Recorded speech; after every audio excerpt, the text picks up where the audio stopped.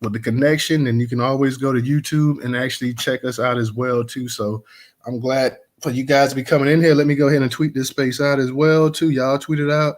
We're gonna be starting here shortly.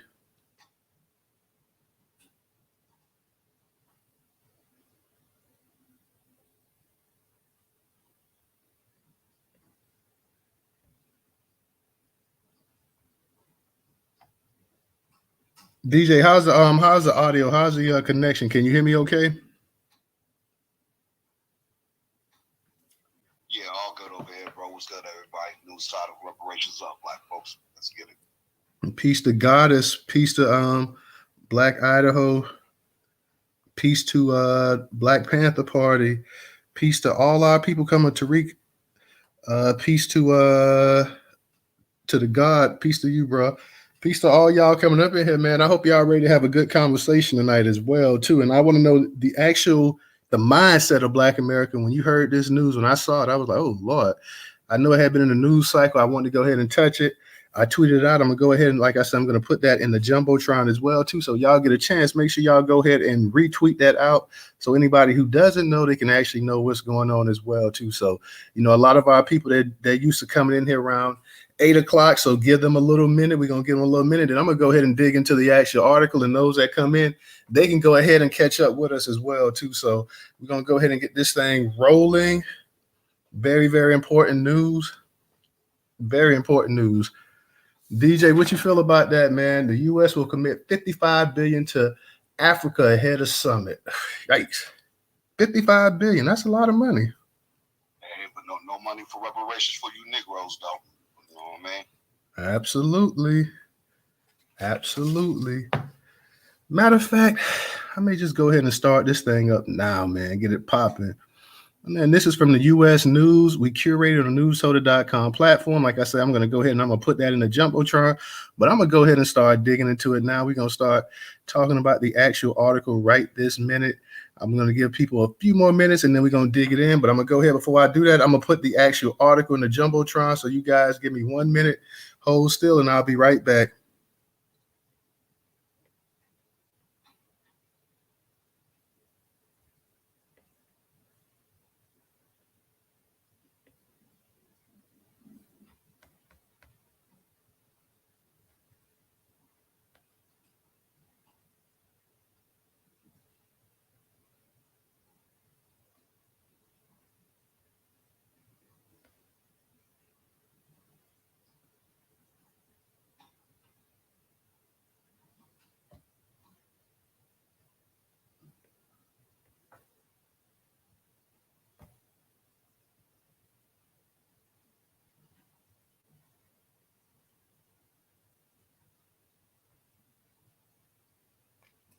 All right, y'all. I put that article in the Jumbotron. I'm going to go ahead and we're going to start things up. So once again, welcome everybody coming up here. I see Quad here and I see Trouble up in here as well, too. So peace to y'all.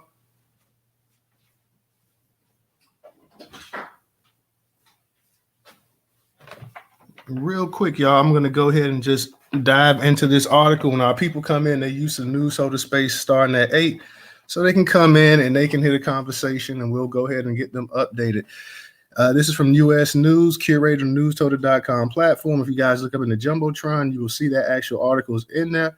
If you get a chance, please go ahead and retweet it out for anybody who hasn't seen it. That would be a big help. Go ahead and tweet it out. Go ahead and like the actual post as well, too. It says the U.S. will commit $55 billion to Africa ahead of summit. The United States will commit $55 billion to Africa over the next 3 years as President Joe Biden prepares to host a U.S. African summit this week and discuss the 2023 elections and democracy in the continent with a small group of leaders. White House National Security Advisor Jake Sullivan said the United States is bringing resources to the table during the summit, adding that the U.S. commitment to invest in Africa continent compares favorably to other countries. Sullivan also said Biden will host a dinner on Wednesday night for about 50 African leaders and announce U.S. support for the African Union to join the Group of 20, the G20 major economies. He will also push for a permanent member from the African continent on the United Nations Security Council. Biden has made trips to visit U.S. allies in Asia, Europe, and the Middle East since taking office, but has yet to visit Africa since becoming president. And the event will be his most comprehensive look at the complexities of the continent. Part of Biden's diplomatic efforts so far have focused on promoting Western democracies as a counterweight to China, but U.S. officials have insisted that the African summit was not all about discussing Beijing's influence in Africa. Biden will also appoint a special representative for implementing ideas discussed at the summit, and the U.S. State Department plans to appoint Ambassador Johnny Carson for this role, Sullivan said. Over 300 U.S. and African companies will meet with heads of different delegations to discuss investments in critical sectors, he said. Sullivan also added the United States will not be imposing conditionality at the African summit to support the Ukraine war.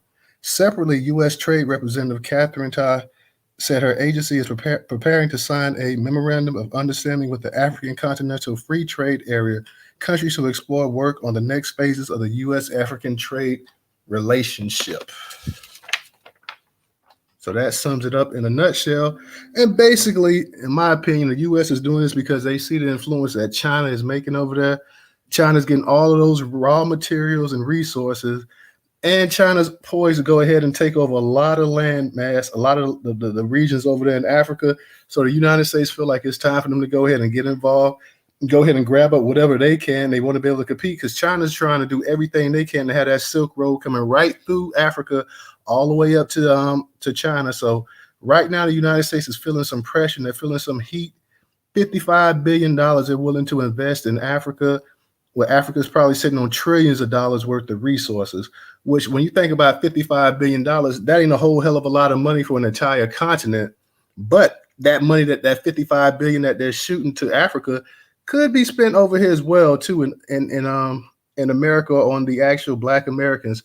So I'm just wondering how this thing is going to play out here, because you're talking about 300, it says what, over 300 U.S. and African companies will meet with heads of different delegations to discuss investments in critical sectors, he said. Out of those 300 people, U.S. and African companies, especially just let's focus on the ones from the U.S., how many of those are going to actually be Black Americans? You know, how many Black Americans are going to actually have any kind of say and make any kind of money off of this actual investment into Africa? Is this going to be another neo-colonialism type play? It looks that way to me, because I don't see the United States doing this just out of the kindness of their heart. Like I said, they're trying to compete with China. China is poised to become the largest economy in the world, if it's already not the largest economy in the world, just by the sheer number of people that live in the actual country. You got African chiefs over there that's allowing the Chinese to actually marry in and get claim and ownership of a lot of land and stuff over there as well, too. Now, they're not going to allow you to marry in and get that, but they're allowing the Chinese people to do that. And it's pretty smart play by the Chinese. You got the Chinese over there whooping on these natives in Africa and stuff as well, too. And they can't, and their governments won't do anything about it. So the United States sees this ploy. They see the gold. They see the copper. They see all of the land that you can grow fruits and vegetables on and everything else. And they see Africa's still being the last undeveloped frontier in the world. And they're getting ready to try to reap the benefits off of this. Meanwhile, Black Americans, the descendants of slaves, those who actually come from the place that a lot of people believe, some people don't believe it. That's another discussion.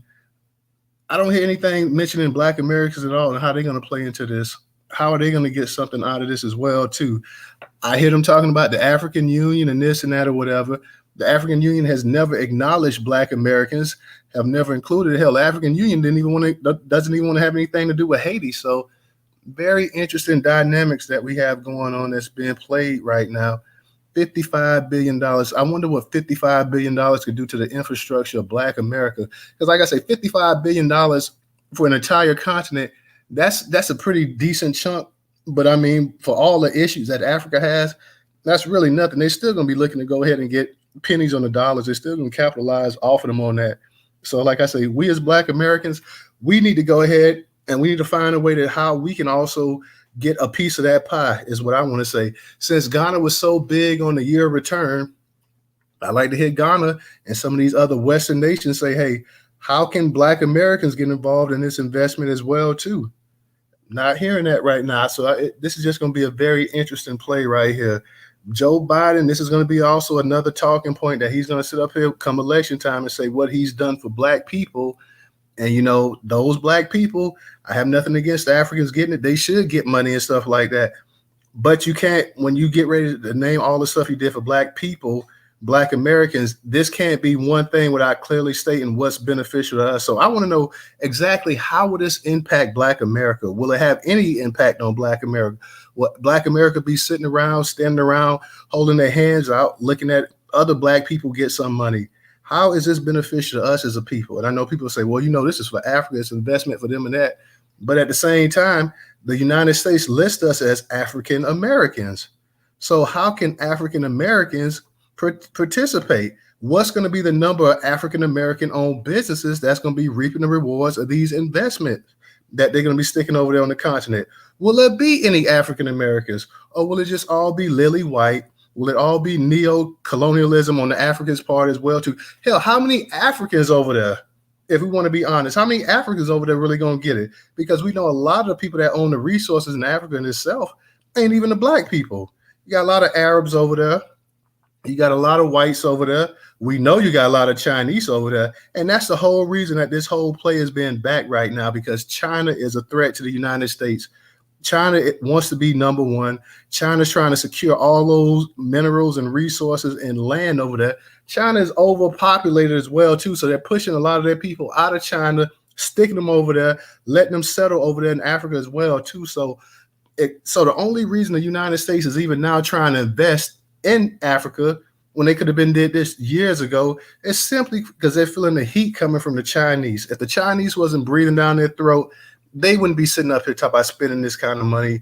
And like I said, that's still just a fraction. They understand that dealing with a lot of the Africans over there, you can still get resources for pennies on the dollars. What the hell is $55 billion to you talking about? What Africa has, 54, 55 countries supposedly? What is that going to do? Except be able to bribe a couple of these dictators, get yourself in a position where you can get a bunch of these dictators to go ahead and start handing over these mines and resources and everything else. And once again, their people are starving and this and that. So how do Black Americans with the HBCUs, and I know, Mel, you had a nice space earlier today, how can we use some of our people? We got HBCUs, we got builders, we got all kind of things over here. How can we get a part of this $55 billion as well, too? Since we see a lot of Africans come to America and they go ahead and they get the benefits that Black Americans get, is this going to be reciprocated? Can Black Americans also get some of the pie that they're getting? Because they come to HBCUs, they get educated, they come and live in Black neighborhoods, they apply for programs, get affirmative action, and get classified as Black and this and that. So is that going to be reciprocated? Can we also get a share? Can we also get a slice of that as well, that they're getting as well too? So that's what's really on my mindset. Yeah, this is a great thing for Africa, I guess. I see $55 billion on a continent with well over a billion people as chump change myself. But how can Black Americans who have fought for Africans, how can they get a piece of the pie? How can they be included into this conversation as well too? And I know a lot of people say, well, you know, this is strictly for Africa and this and that or whatever. But we're taking U.S. companies over here, meeting over there. If we're going to have 300 companies, supposedly, and I wonder what's the actual split. Is it going to be 150 from Africa? Is it going to be 150 from the United States? How can we get Black-owned, Black American companies to go over there and get resources as well too? And I'm not just talking about the flat Black. I'm talking about Black American as well too. That's going to be an issue. See, we had a president over here that had African ancestry, and nobody had an issue with that. So how can Black Americans born over here, descendants of slaves, the people who actually have a gripe as well too with the transatlantic slave trade? You know, I don't hear Joe Biden. That's one thing they need to go ahead and talk about as well too. America doesn't want to talk about reparations and this and that, but America needs to go ahead and they should be up here trying to secure property and land over there. And I'm talking about valuable land over there for Black Americans as well too. Like, hey, you know, we'll go ahead and we'll do business with y'all, but we feel off the West Coast where a lot of Black Americans descend from that, hey, maybe it's only right that they get X amount of land and X amount of mines and natural resources and stuff of that nature as well too. So how does this benefit Black America? Or is it just another money grab for white America, which I kind of believe it is. I believe it's just a way of trying to close the gap, trying to use the Africans now as against the Chinese to try to kind of slow their progress down. And this is the idiotic thing right here. If America is really a fair-minded place, if America is really about trying to do something, then you have the greatest bargaining chip right here. That you got something that the Chinese don't have. You have us, Black Americans. You could easily have Black Americans go over there, work with Africans, give us resources to go ahead and do stuff too. We're not going over there out the kindness of our heart because the Chinese and the East Indians and the whites and nobody else goes over there for the kindness of their heart. They go over there to go ahead and fill their belly and stuff their pockets. Now, we don't have to go over there strictly with that mindset, but we want to go over there and make sure that we're going to be compensated and taken care of. But here's the thing. We hold an advantage that the Chinese don't have. We're Black. We can go over there and we can work with them better than the Chinese could if we were given the available resources and everything, the backing from the United States government. See, that's how Chinese and the rest of these other people go over there. People think that you just have individuals moving to these countries in Africa and they just coming over there and they doing all this stuff by themselves. No, they're backed by governments. These people are backed by governments. Government fund these people to go over there and do this kind of stuff. That's how they have access to all of these resources that they end up getting. We can't just, a regular Joe Schmo like you and me can't just pack up and move to Africa and get a 500-acre farm and just keep going and stuff like that and start getting diamond mines and all this kind of stuff right there. They're backed by these countries. They are backed by these countries. So if you back the Black American, the United States, once again showing that you don't have money, but then this is supposed to be over a three-year term that they're going to give them $55 billion. You talk about giving Ukraine 40 some odd $billion. You've already gave them X amount of billions of dollars. Now you talk about giving Africa $55 billion. So the whole argument that you don't have it, that it's not available and this and that, that's kind of played out. Not only that, but at the heart, when the COVID epidemic was popping off, you gave the banks the ability to go ahead and print up $1 trillion a day. So you have this money. You're not starving, Marvin. You have the funds available. Do you want to spend it? But you don't want to spend it on the actual people who helped build your wealth, who made your wealth, who created your wealth. You're sitting up here and you've given the Chinese life. You've given the Chinese the ability to surpass you because you want to go ahead and you want to take all of these jobs, these manufacturing jobs and everything else and send them overseas. You saw the rise of the Black middle class and you felt that how could we kind of slow these people down here? Oh, the best way to slow it down is to go ahead and start shipping jobs overseas, start getting rid of certain industries and stuff like that. You butchered up there in the Midwest. You butchered up there the car factories where Black people were going up there, putting their kids into school, buying houses, getting having nice retirements and stuff like that. You started going and shipping shit overseas and stuff. That's how Toyota and the rest of these car dealerships and stuff came up in the first place. When you were the best producer of cars in the world, you gave up your advantage. Now you're once again giving up your advantage. The Chinese, everybody, you saw at the heart of the pandemic, how we had all of the delay and all the stuff we needed, like the valuable things and stuff, because we had other people producing it. Whether it was rubber gloves or whatever it was, you had the Chinese producing all this stuff. America's supposed to be the biggest producer in the world, but we're no longer that. We're just a service-related industry type country. We gave that up. And part of giving that up was because you saw the rise of Black Americans. You saw Black Americans, when they finally got a chance, started taking advantage of it and started doing things. So you started going ahead and you started shipping these jobs overseas to Indonesia, to China, to wherever you could ship them at. And that really hurt the Black economy. And the Black economy has not recovered since.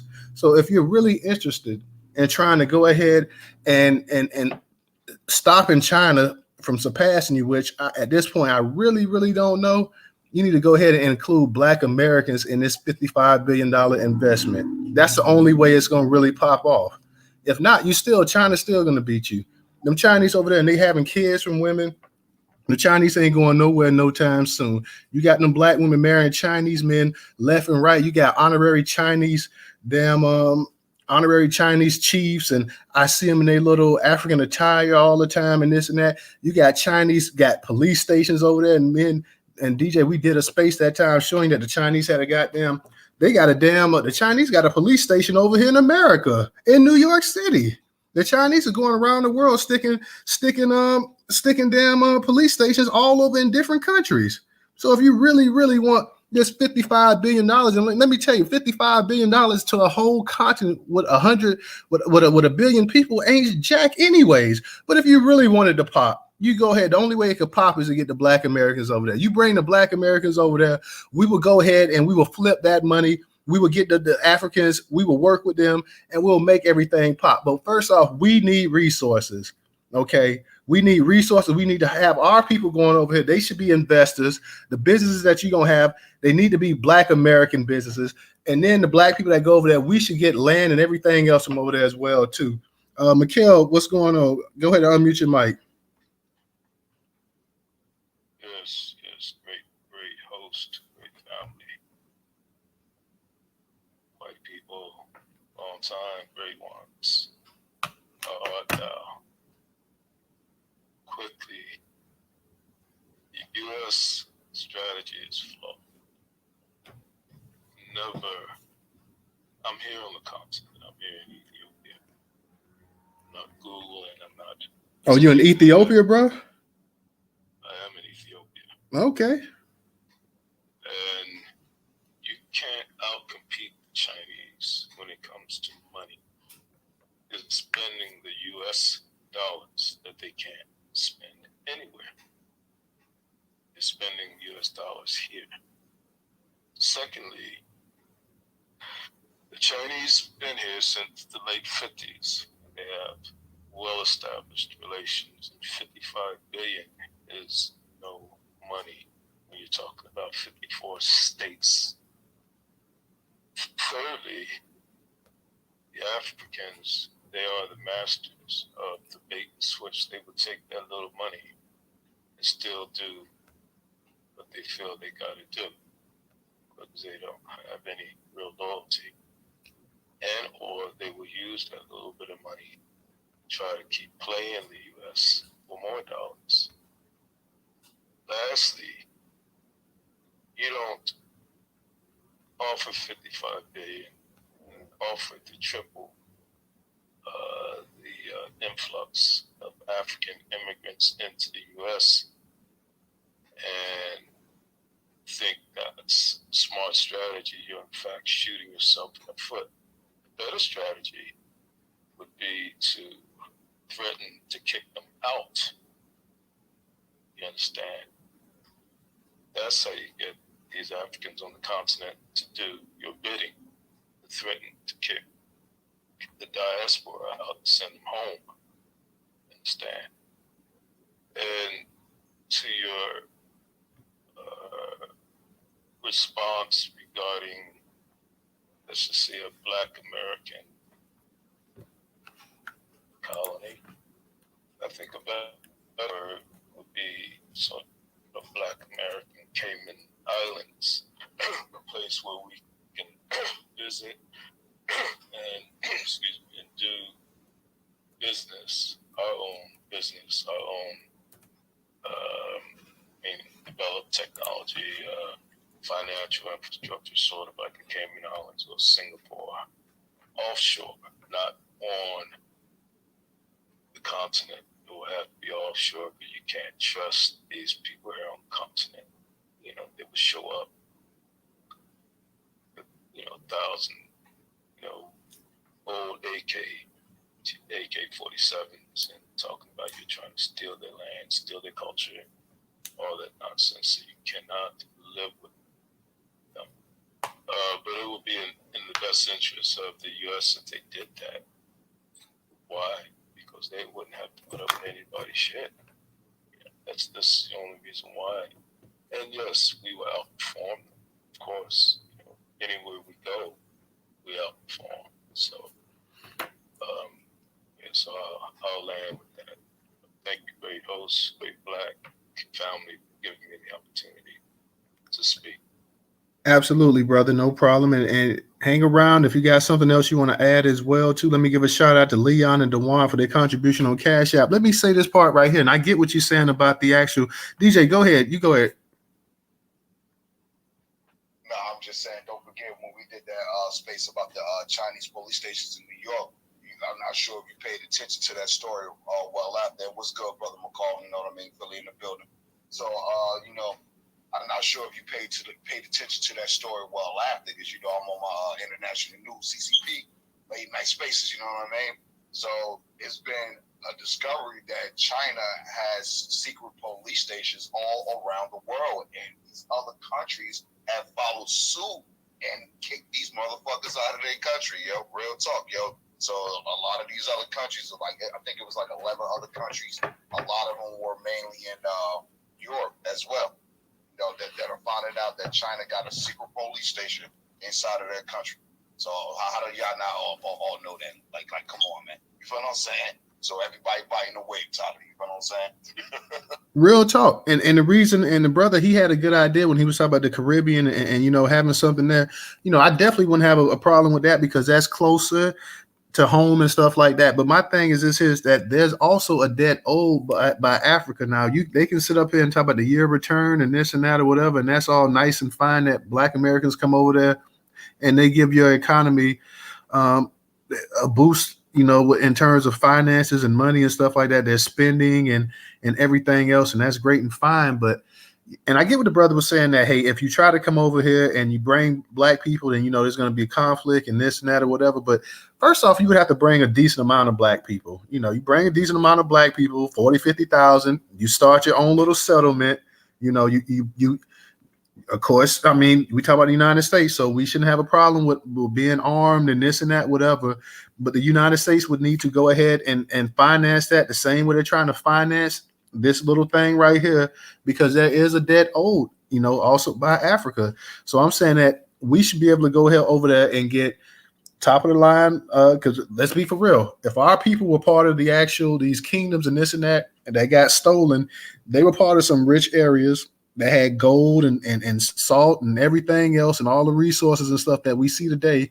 Go ahead and clear some of that property out. But at the same time, the people you can't go over there just holding your Johnson. You got to have something that you toting as well too. So because there's gonna be people that's gonna be upset. Like, hey, what y'all doing over here? Y'all ain't from over here. You can't get this. This is our ancestral homeland. But hey, we can say, hey, this was our ancestral homeland too that we were ripped from 300, 400, 500 years ago. So we're entitled to this. The United States has a force to go ahead and back it up. Nobody's stupid enough.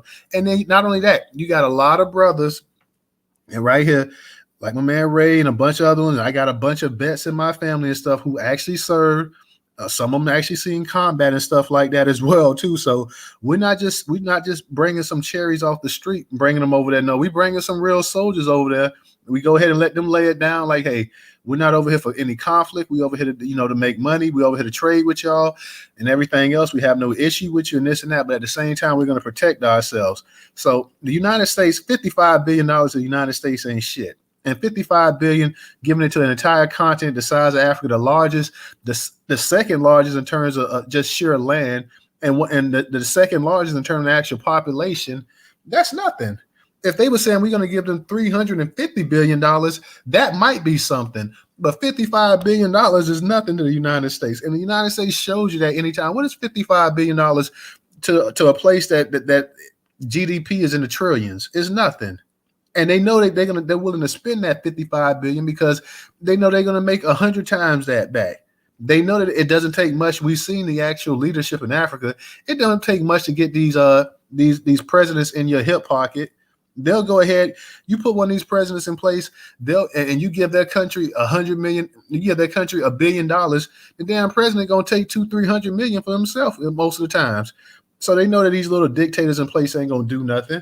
That's why I say you go ahead. It's a debt owed. Okay, I have no issue with them going ahead and investing in Africa because Africa has a lot of potential. But I'm saying if you're going to go over there and you're talking about you taking businesses and this and that, and you're going to take 300 businesses between the United States and Africa, first off, we as Black people need to make it known, like, hey, if you're going to be investing over there, what's the percentage of those businesses that are going to be Black American owned? Okay, all 99% of the businesses you're going to take over there should not be white boy owned, white boy ran. No way. Mikhail, I see you got your hand back up. What's up? Thank you, great host, for the opportunity to bring home my point. The Cayman Island type situation I was talking about should be set up off the coast of Africa, not inside the continent for obvious reasons. It's not viable. No one would invest. There's lack of infrastructure, and then of course the issues of tribalism, tribonomics, and religiosity. It'd be too much. But yes, you will still back it up with the U.S. military. Secondly, and lastly, you have to look at what is transpiring as the heir, or let's say the inheritors of the transatlantic slave trade, striking a new deal between each other. You understand? It doesn't benefit us. Oh, and lastly, yes, they do owe us reparations in the form of land, mineral rights, and we would unquestionably upstage Chinese and the Russians, and it will be a win-win for everybody. So I'll land with that. Real quick, Mikhail, let me ask you a question. You're saying that you believe that basically the only way you could do it would have to be on the coast, that you don't believe that you could do it in the interior of Africa? Off the coast. One, if you're off the coast, you're out of essentially everyone's jurisdiction, because if you're off the coast, one, it is a sovereign island state that you will be operating from. Two, you have access to water, meaning trade routes, as opposed to being in a location, and in most locations, there's a lack of infrastructure.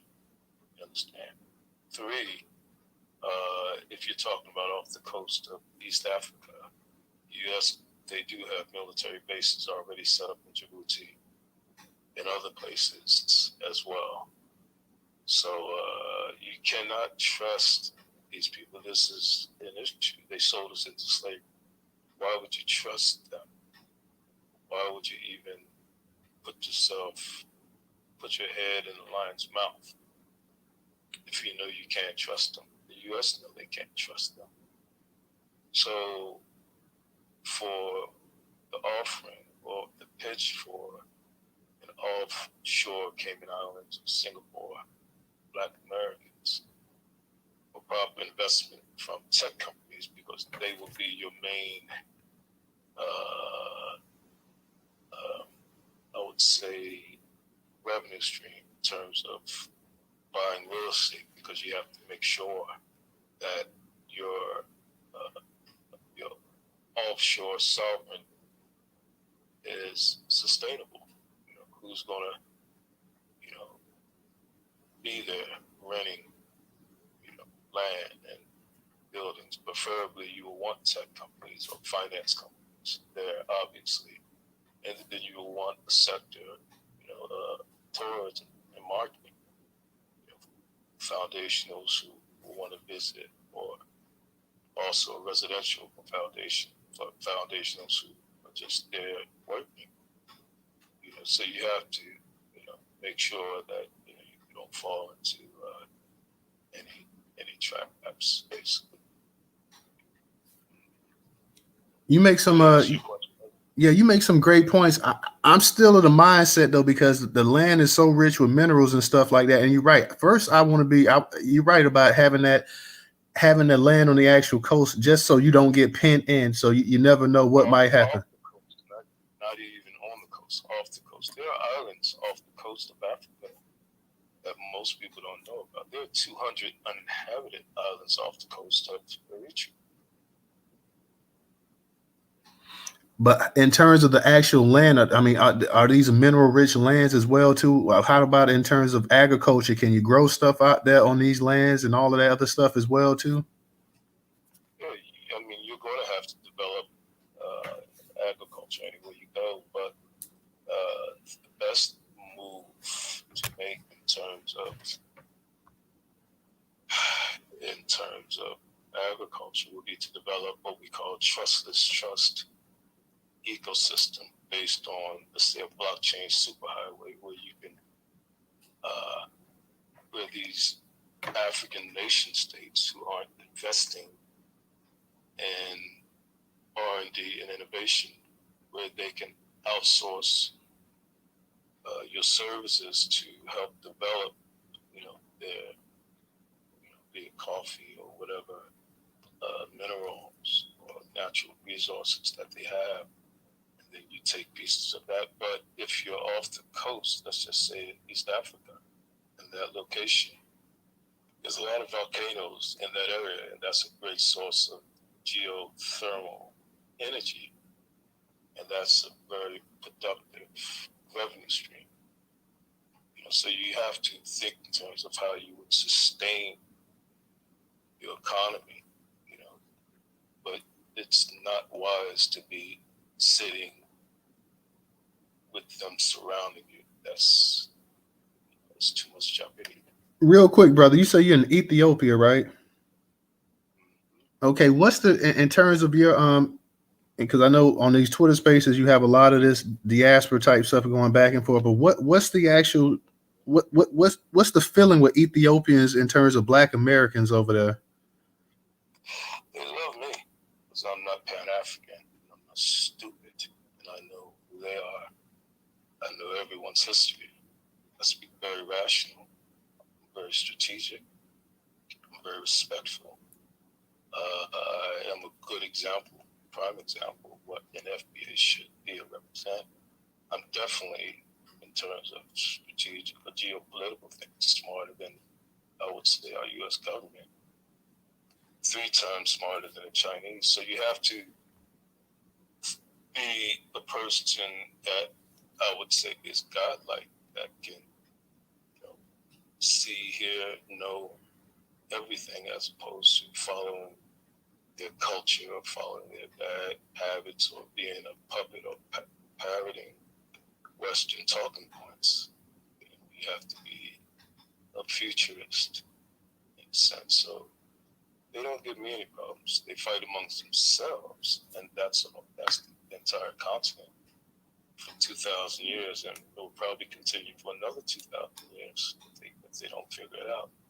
That's why you don't want to be sitting anywhere inside of their countries talking about you made a deal, because when they show up and you gotta go, you have to, to stand on is your political insurance. But you've lost billions of dollars in investment in developing the site where you're at. You're sitting there looking stupid. And you can't always trust our government. So you have to have your own military. But still best to set up off the coast. Okay. I understand exactly what you're saying on that part too. And I feel you, like I say, it's just in the interior Africa, when we think about places like the Congo, which is, I believe, has the richest mineral deposit in the world and stuff like that. I'm of the mindset, the same with the Chinese and the Arabs and all the rest of them, go over there and get what they can get, that if we got up on the continent as well too, we need to go ahead and get what we can get as well too. Like, I'm saying, I'm not talking about at the expense of people and this and that. I'm not talking about exploiting people, but I'm talking about just with our minds and being strategic, the way you talk about and the way that Black Americans have always been able to go ahead and figure things out. I think that, I don't know if you can really just limit yourself, and I get what you're saying, but you would have to have enclaves throughout the actual continent as well too. But like I say, you would have to have the backing of the United States government. I get that, and that's what I'm trying to say as well too, because these corporations are multinational corporations that go investing in Africa. This is just not a mom and pop's business that goes over there to Nigeria and they start investing in this and that. No, these people are backed by their actual economies, their actual governments. And I'm saying with the actual, with the United States, with everything that they put Black Americans through, and now you're talking about spending $55 billion. And the only reason you're willing to spend $55 billion is because, hey, in your mindset, you say, I'll spend $55 billion, but I can make 500 billion or a trillion in a year or two time. So you're not, like I say, they've already, the United States has already put the numbers down. They've seen areas where the Chinese are not hitting, and they want to go over there and they want to go ahead and get involved as well too. And what I'm saying, the ultimate winner, or the ultimate machine that they could actually put that would be Black Americans. And I know that people say, well, they don't like Black Americans and this and that or whatever, but Black Americans would be able to communicate with them better than even the Chinese can or the Russians or the East Indians and this and that, whatever. But you would need the go ahead, brother. That is correct. Yeah. That is correct. You would need the dollars though from the US. You can't go over there broke nigga because they have no respect for broke niggas. Okay, so the investment will certainly come from the U.S. capital markets and from tech companies and Web 3.0 or crypto companies that will want to set up offshore. To your point regarding the mines, that's where part of our reparations will come out. The U.S. are already in those mines, so while they're digging for their resources, they can get ours too. You understand? That's how you play that. Thirdly, yeah, everybody's getting theirs. The Chinese, the Russians, the Arabs, the Europeans. We have to get ours as well. But you gotta make sure when you present your offers, you're presenting an offer in terms of the U.S. or the so-called Africans that they can't refuse, and that takes wisdom and on-the-ground experience. You have to be here for that reason. You just can't wing it. And on top of that, most of Black leadership, let's say foundation of Black leadership are bought and sold. They don't have this kind of thinking. They're following the U.S. in terms of executing an obsolete, old strategy that, again, is going to put them back in the same situation that they've been in for the last 100 years with these people on the continent. So we've got to be wise. You make a great point about their leadership, and I want to just go ahead too and talk about the actual Black leadership in this country as well too. With this summit getting ready to go down or whatever, and with this actual this money that's going to be pumped into the African economy, I want to hear what the actual CBC, the Congressional Black Caucus, has to say about this. What are they going to? I'm just interested to see. Are they going to? Real quick, brother. I'm gonna get to you, but real quick, I want to see, are they going to come up and step up? Are they going to make any demands or any suggestions at least and say, you know what, it's only fair if we're going to be doing this with Africa that a certain amount of these businesses that's going to be going over there doing business has to be Black owned. Go ahead, Mikhail. Yes, sir. Thank you, brother. I apologize for the interruption. They're the ones that are driving it. And most of them are Pan-Africans or Tethers. So the answer to your question is no. You're going to have a lot of pissed off Black people. For one, you're going to have a lot of Black people when they see this investment. You're going to have a good amount of Black people that's going to say, well, that's a great thing. And hopefully they can bring Africa up to date and bring them and get them on the world stage in terms of technology and this and that or whatever. Then you're going to have a smaller group of Black people who are saying, hey, man, what about us over here? Like, yeah, you should definitely go ahead and because you already give money to everybody else in the world and stuff too. But we don't have an issue about that. But, we're asking for certain tangibles over here and resources, and we feel like we've been excluded. You're going to take $55 billion. $55 billion will have a much bigger impact on 50 million Black people in this country than it will have on 1.2 billion or however many billion of people on the African continent. And let's just, like I said, and you and I both said this before, what in the hell is $55 billion to 54 countries, 55 countries? It's nothing. Right. But see, your fantasy and your romanticism is the same as these old panties or Pan-Africans. They're thinking they're going to get a chunk of that. But the panties are replaced by the Chinese and the Indians immigrants. They boxed them out. Secondly, they're not going to be threatened by our voice a little bit, maybe, but the best way to shut the CBC down is to take that narrative to, say, those white anarchists, the ones who hate the system.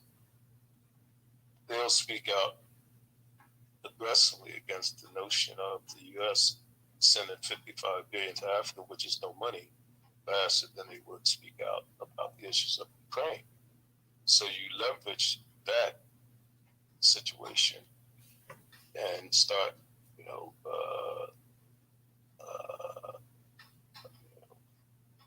bringing up those talking points with those white anarchists.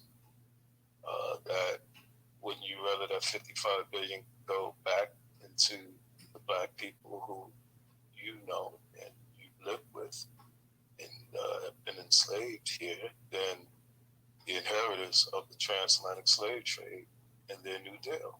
And the answer will be yes. That's how you get the CBC and the government shut down. But let them have that little 55 billion. It's no money, but you know that should come at a cost. The fact that they would literally do that and then say, "We're giving you this as a result of harm done." They're using the reparations energy, our reparations movement energy, you know, and they're saying, "Look, there are more of you here in the U.S. than there are in China, and over the last 10 years, that number has tripled, and we can promise you that that number will triple over the next 10 years. So you got to look at the play and be very strategic, and again, very rational with you know how you punch holes in the situation. You make a lot of sense, brother. And like I said, we both agree on the dollar amount and everything on that. I'm not with this whole Pan African illusion. My whole thing is about business. And like I said, they're talking about going to Africa and they're talking about technology and business and resources and stuff like that. I would like to get my people a chunk of that because I see everybody else in the world going over there getting a chunk of it, whether it's whites or Arabs or East Indians or Asians or Chinese or whatever.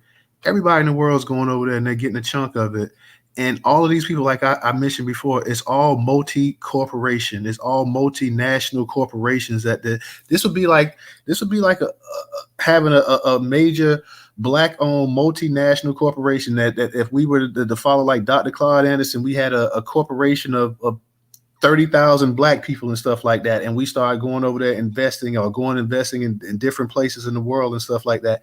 That's what a lot of these people are doing. A lot of these, when you see a lot of this stuff happening in Africa, it's because they have something like that. Or just all out that the actual government is giving them the money to go over there and actually do this stuff right here.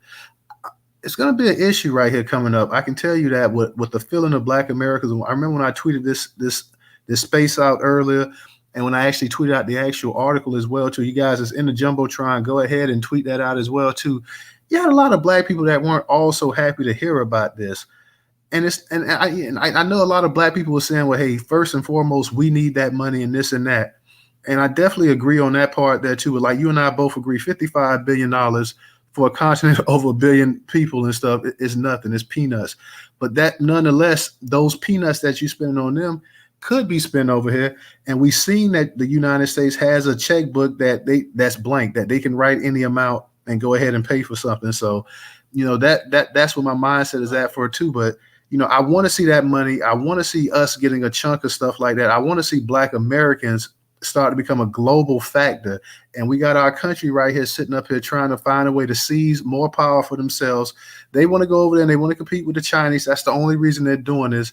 They see China and they even see Russia coming over there because you had Russia at the time, I think Nigeria, one of those countries, they were trying to get them to help them in terms of resources and stuff, fighting Ukraine and stuff like that as well too. So you got China and you got Russia, but we know China is definitely the one that's really greasing the wheel over there, getting things done. So the United States want to go ahead and cut that off as much as possible.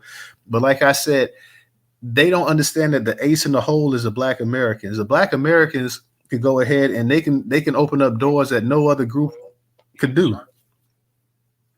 China is already in 43 different countries, 43 of the 54 countries. I see white people once every, let's say, week. I see the Chinese several times a day. Regarding technology, that little 55 billion is nothing. Let's just say the thing that will liberate the continent. If they had their own semiconductor industry, it takes at least 55 billion plus to build one foundry, and then to sustain it, you're talking about at least 300 billion. You understand?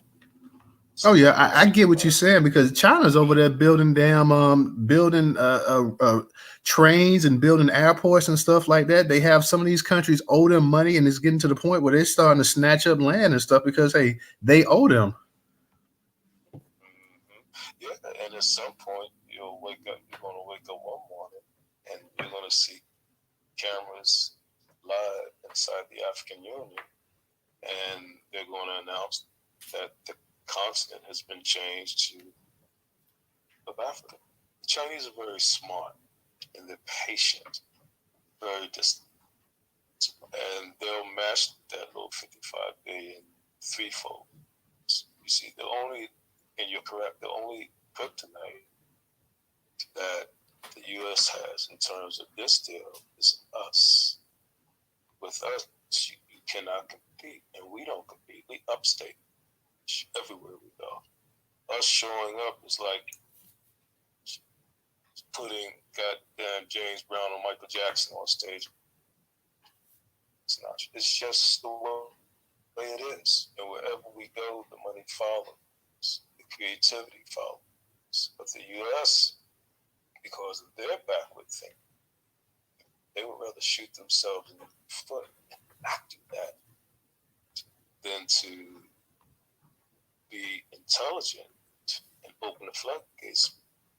But if you say to the U.S., those people owe us reparation, then the U.S. is going to think, that's a quick way to get our 55 billion back, plus a sustainable 55 billion every 3 or 4 months. When it comes to money, the U.S. is very smart in terms of how they leverage us, how they leverage our culture and resources, which at this point is sports and music, right?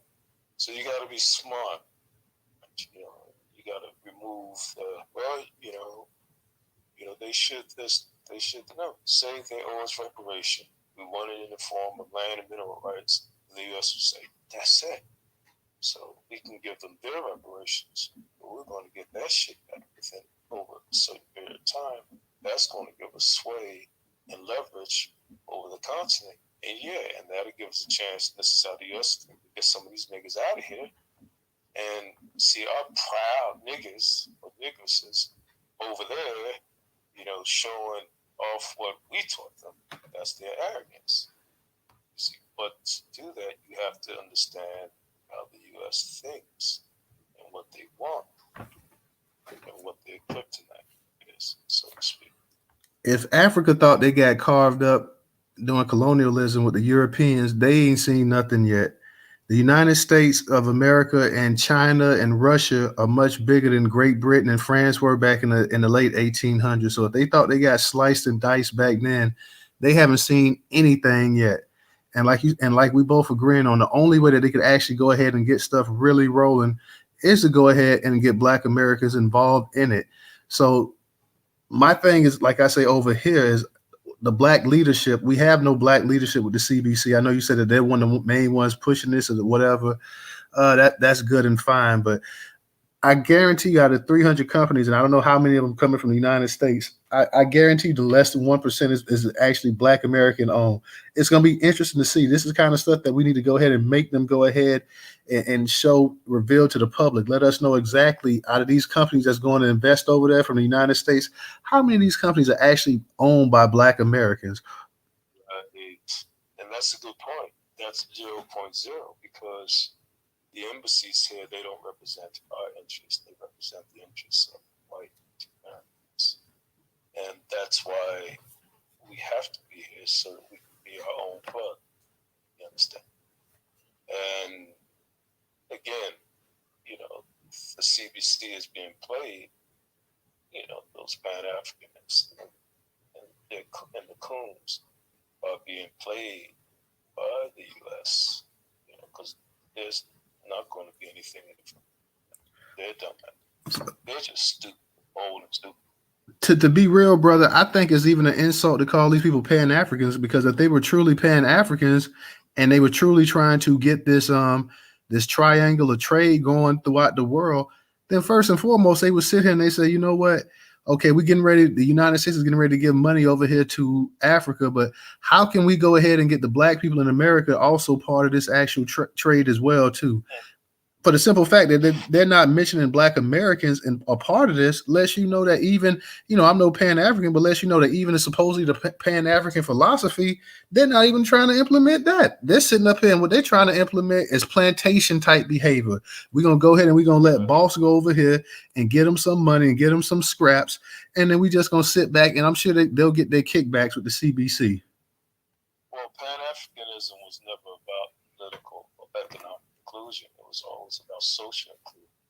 That's why when you see them, they're walking around looking like bums, or they're wearing their little African garb. They're not really thinking about how rich can I or my people get. Well, I think Marcus Garvey initially wanted black people to be able to trade with each other, to build with each other, to do it on a global scene. Yeah, he wanted us socially and this and that to be one too, but economically he wanted to be tied to each other. And I'm saying that the people in the CBC, you're not getting that from them, because first and foremost, they would be sitting up here before you can go ahead and take taxpayer money from America and out of this $55 billion, rest assured, a chunk of this is coming from black Americans as well too. Before you can go ahead and take this money and ship it overseas and give it to the Africans, they should be sitting up here saying, hey, you know what? We got to go ahead and we got to include black Americans into this actual equation as well too. We need to go ahead and create an African American trade group that can also go over there and trade on the continent with them once they get stuff rolling, that can also bring resources back to the United States of America. I believe Barack Obama has something. He has some kind of he has something. I don't know if it was something he had that I believe that they said it was something about free trade or something, as long as it was, I cannot remember. I got to find that, but he has some kind of trade clause with Africa about finished products or something like that. I believe the taxing on it was pretty low if it was a finished product. You may know something about it because you're over there. Well, 3 points. Did you see Marcus Garvey or any of these Pan-Africans feasibility study or strategic vision plan or model? No, they didn't have one. 2, look, this is the inheritors of the transatlantic slave trade striking a new deal. It's not about us. It's about those who are descendants of those who enslaved us. This is a new deal between them. Again, you understand? Yes, they're sending our tax dollars over there. So yeah, we made those 3 points very well. Real talk. Let me give a shout out to Dr. Deborah. Dr. Deborah, thank you for your contribution on Cash App. What's up, Professor and Black Pressure? How you guys doing tonight? If y'all want to go ahead and add something to the conversation as well, too, please go ahead. Like I say, my main thing is I want to see exactly. The topic of this space was just to go ahead and let folks know about what's going on, but also to see how this is going to affect Black Americans. What's the impact on Black Americans? And, like I say, I definitely want to hear my brothers and sisters' opinions tonight. Mikhail was definitely holding it down, giving us great insight. The brother's he's in Ethiopia, so peace to him. And, he's seeing firsthand what it's like living on the actual continent. So respect to that brother. He's over there doing his thing as well, too. Pressure, what's going on, man? What's up with the news? Chilling, man. Hey, mine is gonna be quick for right now. I'm driving home, but I'll say this, man. As far as what you say about how is it going to affect Black Americans, it's going to be the same effect that it is now. We're not going to benefit financially from that, because I know you brought up Pan-Africanism earlier. I actually am friends with a lot of Pan-Africans, and like I'm talking in real life, not just in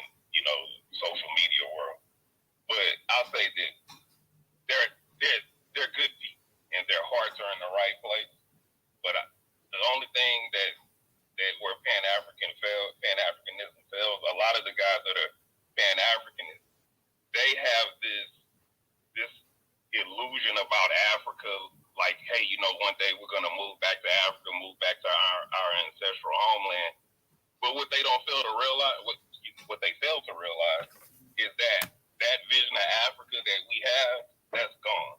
Like you said, like the Pan-African is the ones that live in America, talking about they want to leave and go live in Africa.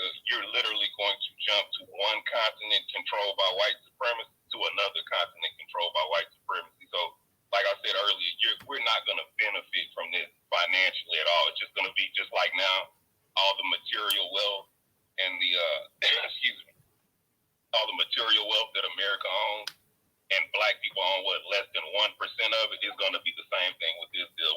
We're just not going to get anything out of it. And I'll land my plane for now. And you made a great point there, Pressure. Like you said, you're going to jump from one continent run by white supremacy to another. And the most disheartening thing is that when you run to the one over there in Africa, you're gonna see a bunch of black people. It's gonna be mostly black people, but they don't control anything. And white supremacy is running, and pretty soon Asian supremacy is gonna run it as well too. So they're on the verge of pretty much being colonized again. They don't know it. I talked to some Africans and stuff like that, and a lot of them think that, hey, it's a great partnership they have with China going on.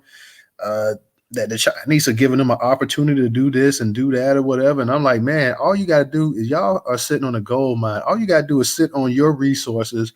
People will come to you, you broker, and you tell them, you give them the deal of how it's going to go down. How do you think these damn people over there in the Middle East got so rich? These people, they happen to just be born on a damn oil reserve, and that has transformed their economy so much over there. If it had not been for if the Middle East wasn't sitting on these oil reserves, what would they really be? Just a desert, just a bunch of sand out there. For the simple fact, and the Africans have 10 times the actual resources that anybody else has in the world. You're right about the whole Pan-African thing. That's not going to work. And like I say, when I'm talking about setting up businesses and stuff like that, it's not even about no Pan-Africanism. First and foremost, you have to think about you and yours first and foremost. You know what I'm saying? You go over there. You're not going over there to exploit people like they've been exploited before, but you're going over there to make money, to actually and be beneficial. It's a beneficial deal for you. It's beneficial for them as well too. So you're not going over there to exploit people. You're going over there to create an opportunity for yourself, and that opportunity will also create something for them as well too. So my thing here is that, once again, we have the Democratic Party doing something, and black leadership is not doing anything to go ahead and include black Americans into this discussion. You're not hearing anybody. Now, where's Al Sharpton? They will go ahead and they will praise this right here. They may all come up and praise this actual deal that they're going to do about the investing and stuff like that, but they will sit there and they will not say anything about probably the lack of inclusion for black Americans. They'll sit up here and say, well, Joe Biden, and I can see it now. I can hear it. I can see it and I can hear it. Joe Biden, Reverend Al Sharpton would say something like, well, Joe Biden he invested more money than any other president before in this country to Africa. Yeah, but how did that benefit the people over here? How did that benefit the black Americans over here? Because I tell you what, by investing that kind of money into Africa, and like I say, 55 billion, take it how you want to, 55 billion is not a lot for a continent, but that 55 billion is gonna do stuff for white people that live in this country right here. White people that live over here in the United States of America, it's gonna make an impact in their bank accounts. Believe that. They're not just giving this money for free. That money is gonna do something for white Americans. That money is gonna do something for white people on the continent as well, over there in Africa as well too. What is that money gonna do for black Americans?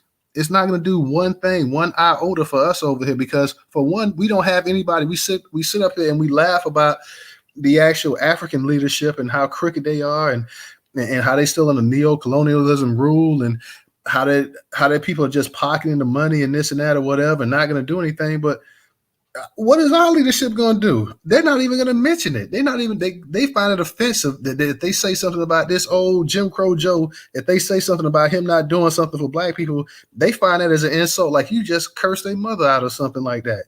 You can't even sit up here and say, hey, man, this is just a trick right here. This is not going to be beneficial. $55 billion.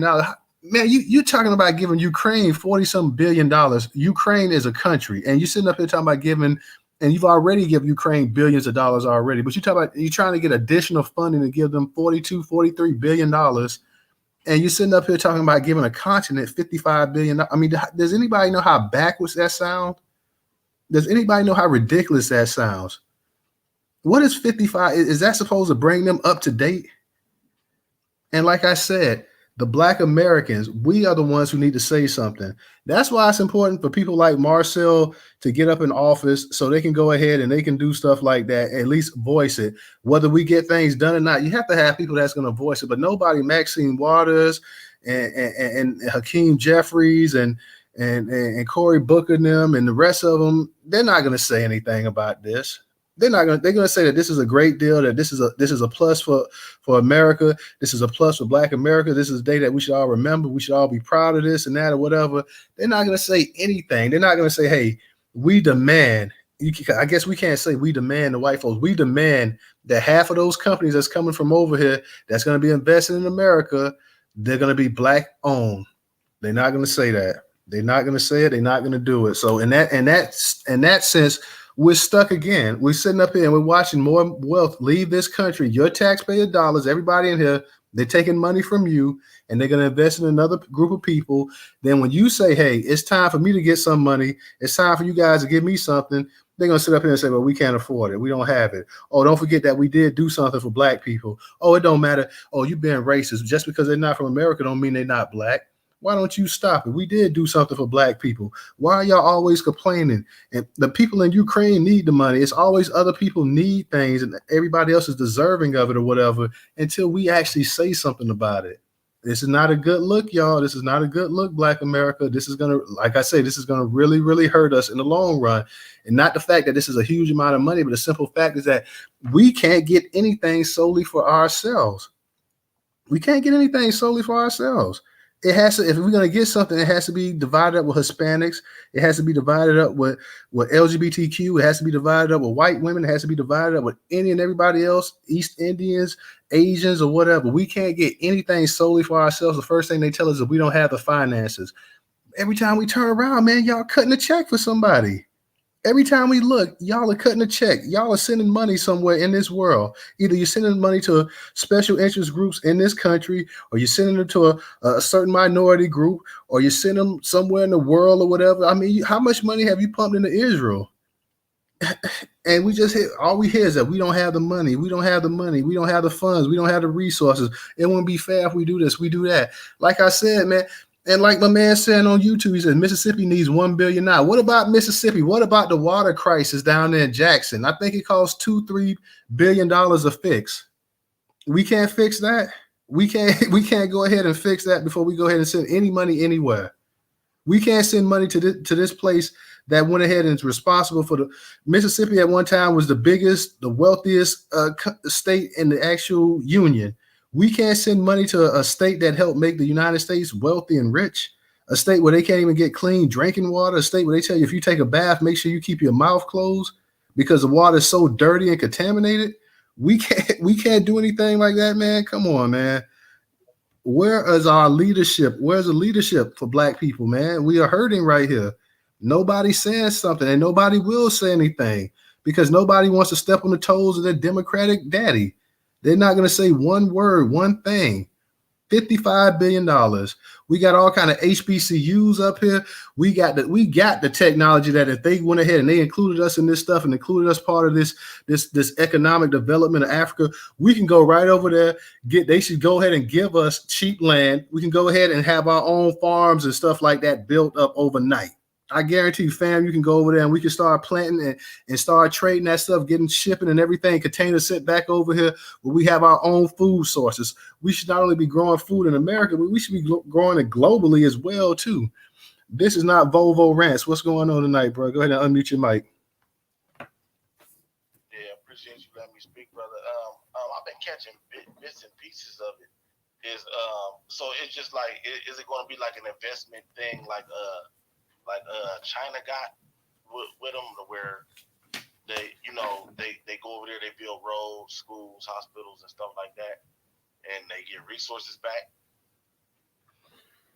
It's supposed to be for a number of different things, Volvo. It's going to be about resources, and it's supposed to be about development and everything else over there as well too. So, like I say, the main thing is that it's really that they see China going over there. China's eating real well, and they know that China's pushing them for supremacy, and they want to go ahead and pretty much head this thing off as much as possible. But they pretty much done slept on it now, and the Chinese are running like full throttle, so they behind.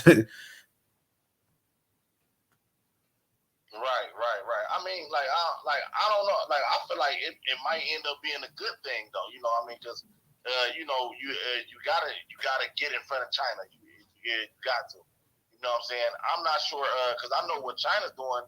They sending like when those roads and schools and all that shit they get built and they building the infrastructure up. They got Chinese workers going over there to build it. You know what I'm saying? Like it's actually Chinese people on the ground building that stuff and over there doing business and stuff like that. If we can get something going like that, I feel as though that'll be real good. You know what I mean? If we can get some, even if we can get some, I know I'm probably late to this, but I'm pretty sure you covered this. But if we can get some Black American companies going over there and building stuff and moving stuff around and building up stuff, I feel like that'll be a big windfall if we can get them contracts. See, and that's what I'm talking about, Volvo, because they're supposed to have. It says they're going to have over 300 U.S. and African companies will meet with the heads of different delegations to discuss investments in critical sectors. So, out of these 300 U.S. and African companies, we need to know exactly how many from the U.S. Okay, Africa's got this, but how many from the U.S. are going to actually be Black owned? How many firms, how many businesses, and everything else are going to be actually Black owned? Because right now we don't know that. And my thing too is, will our Black leadership say anything about that as well too? Are they going to make a fuss like, hey, we think it's only fair, with all of the dirt and everything y'all done, that X amount of these firms and companies and businesses and everything else are going to be Black American owned, and they should also make the reference Black American owned too as well, because most of the taxpayer money that's coming from Black people that's going to fund this is going to be from Black Americans. So Black Americans should have a say exactly on the amount of Black owned businesses that's going to be involved in this as well too. Right. I mean, I believe if we get we get a watchdog group to watch this stuff, and we put our bid in, and we willing to go over there and get busy and do the work, I believe that we can get some of them contracts. I really do. I know a bunch of the dudes that got government contracts. You know what I'm saying? Like they, in the trucking industry, like it's about three guys I know that got government contracts for all types of stuff, to haul mail, to haul they go on Army bases and haul equipment. You know what I'm saying? So I believe if we willing to go over there and we got our ducks in a row, we got our paperwork together, I believe that we can get in on that. Because it ain't gonna just be like they just hand them $55 billion. No, I think it's gonna be like a China deal, because that's what's going on with China over there. China's sending their companies over there. It's Chinese companies getting those contracts to build those roads and bridges and stuff. Shit, I'm willing to go in there again over there. If I can get me a truck over there, man, that'd be some big money. Oh, I mean, and I don't blame you on that either. I agree with that. Know what I'm saying? And you saying the watchdog group, yeah, we would have to have our own watchdog group. But like I say, we shouldn't even need our own watchdog group. We should have our Black politicians already on this saying, hey, this is how it's going to be. This is how we need it to be. And for the fact of the matter that once this thing gets in, let's see how many of them actually step up and say this right here. But I'm agreeing with you on that. And of course, the United States is not going to give $55 billion, which we mentioned before. $55 billion to a continent with over a billion people, 55 nations, depending on what day of the week it is 54, it's 55. $1 billion, $55 billion really ain't nothing. I mean, to be honest about it, $55 billion is a lot. If they was to give it to us over here in America, it would be a good amount. You know, if they say we're gonna give $55 billion to the Black Americans over here in America, you know, that would be a decent amount right there. You know, it wouldn't be a huge amount, but it'd be a decent amount. And in a place like Africa, as big as it is, with the issues they have with the infrastructure and just, you know, being behind in terms of technology and everything else, yo, $55 billion would be a good amount of money to give to Nigeria or Ethiopia. You know, if you talk about giving it to the whole, and that's the thing that you can't tell them that they're not doing it either. $55 billion would be good to give to Ghana or something like that. $55 billion to give to the entire continent. Man, get out of here with that. That's nonsense. But you're right. They're giving $55 billion because they think they can make 500 billion off of it, or they can make $1 trillion or $2 trillion off of it. That's why they're giving it. And you're right. They're going to go ahead and tie them into it. They already know who they're dealing with. They already know that the leadership is weak. The leadership is corrupt. The leadership will fold. The leadership will also go ahead and sign dumb deals, tying them into future contracts and stuff like that, where they're going to drain the life out of them. So the proof is already in the pudding. They see the Chinese already running amok of them over there. So they're like, hey, we can't just let China just surpass us this quick, this fast, which the United States has helped fuel the Chinese economy, gave them the manufacturing sector here in America. So yeah, we're facing some situations right here. Bovo, I'm gonna get right back to you, bro. Let me go ahead and kick it to Original in Trouble. Original, what's going on tonight, man? How you doing? Hey, greetings, man. You know, I was listening to what you were saying about this, about the bastardized leadership that we have. Today there was a space where they was talking about the issue with the system in North Carolina at the HBCU, and there was a sister that was on the space, and I think either she started it or they have like or she's with the people that started it. It's called the Black Anti-Defamation League. And I think even with us getting anything here, we're going to have or organizations, plural, that are founded and funded by us. The NAACP is controlled by Jews. Jesse Jackson Rainbow Push is controlled by other whites, probably some Jews too, and whatever. And you got the Al Sharpton, it's controlled by whites. And so you have these people who claim to be black leaders. They can't convince us to fund them because they're so, bastardized. You know, you got the, what's the one called? The Institute of the Black World, funded by Jews. This guy, what's his name, Ron Daniels, claims to be a supporter of Haiti, but yet he allowed his friend, the Clintons, to rip Haiti off. So it's like what Malcolm X tried to tell the Africans, back in the 60s. Said, look, we got the same problem here. It's white folks. And they told Malcolm X, well, we got our own problem. They wasn't looking to try to unite, join together, however you want to phrase it, and try to get some stuff done. So I think until we ourselves here, I think the grassroots, but that's what we're doing now. We're forming, things are forming, and we're moving things forward, although it's slow, but I think we have a better chance of organizing to whereby, if we can get let's say, 3 or 4 people like Marcel elected into Congress, we can begin to make some serious moves.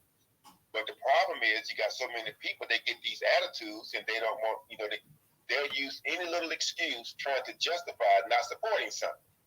And that's what really pisses me off at the time, because what the brother says about these Pan-Africans, man, these people, they have a romanticized version about going to Africa. It's kind of like what's this guy named Chief Alfred Sam? He was trying to get black folks to go back to Africa back in, I guess you could say, the late 1800s or so, whatever.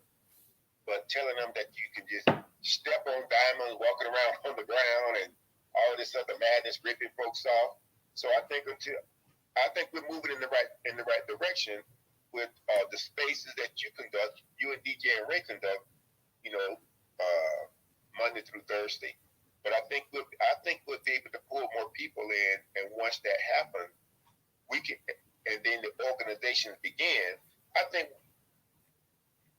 we'll be able to move move things in a way that's going to benefit us. Because the way it stands right now, as you said, these so-called leaders and elected officials, they're not going to mention us for anything. That's why I quit voting for them. So I think it's going to have to come from us.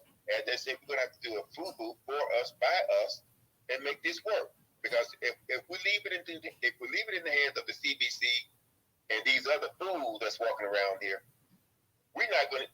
It's enough that we're not getting anything in this damn country. We're not going to benefit from anything that's using our tax dollars to fund it.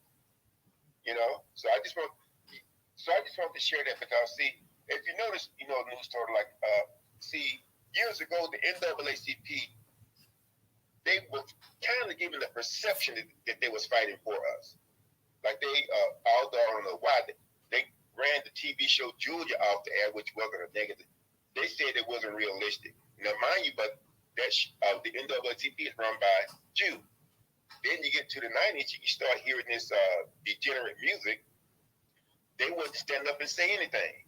So they've been silent. So we know that they're not for us. So I guess it's up to us to make this move. If we want to be included in these things, we got to push from our end and let it be known that, look, if this is going down, this is how it's going to be.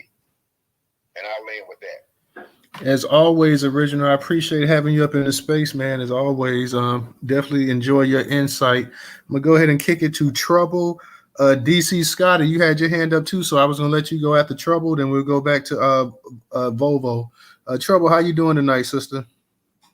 Hey, brother, how you doing? How's everybody in the space? Good evening to everybody.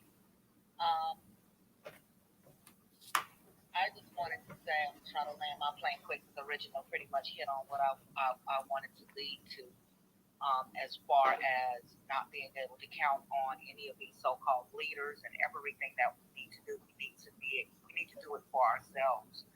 And no disrespect, but I'm tired right now, and I'm also tired of feeling like we're complaining about everything to a certain degree, because what the United States have going on, regardless of what country they're in, especially in Africa, it has nothing to do with Black Americans. Black Americans. They're going to do whatever it is that they're going to do. How is it going to impact us? Depends on whatever it is that they're trying to do, and really, that might even not even impact us, because America has an agenda for America, and I'm not 100% sure that includes us when it comes to whatever it is that America is trying to do. America has their own agenda. On one hand, in the article, they were saying that, it wasn't about trying to convince Africans to be a part of this Ukraine thing. So for you to mention that says that it is. And another part of the article, it said that, it wasn't 100% about Beijing's influence in Africa. So for you to say that, it absolutely is. America kind of tells on their own self without, really trying to. Or maybe they just think people are just pretty much dumb. They can't compete with China at this point because, like Mikhail was saying, China has been over there for a very long time implementing funds. This little $55 billion, that's like $55. Unless you're giving every country in Africa $55 billion, you ain't hitting no shit. That's you spitting in the wind, you gaslighting, you trying to pretend that you doing something just because you want to, you see China over there doing a little something, so you need to insert yourself to make it look like you're actually trying to be with it, do something for Africa. And then again, like the article stated, he hasn't even been in Africa since he's been president. So this will be the first time. So to me, this is sort of like a little bit of showboat. The 300 companies that's going to be between the American companies and the Black and the African countries, unless they're disclosing how many companies from America and how many African countries it is, we're still at a disadvantage because we don't know what they're doing. And then we also have to look at the fact of what type of companies, what type of businesses, what type of industries are you talking about as far as trade, and how many Black American companies do we actually have, depending on what it is exactly that they're talking about, that could participate in whatever it is that they pretend got going on. So I don't mean to be disrespectful when I first said that I'm tired of us complaining about everything. I say that because at this point we know that we don't have true representation. Any of the leadership, so-called leadership that's out there legislatively or whatever, Reverend Al, they're all compromised.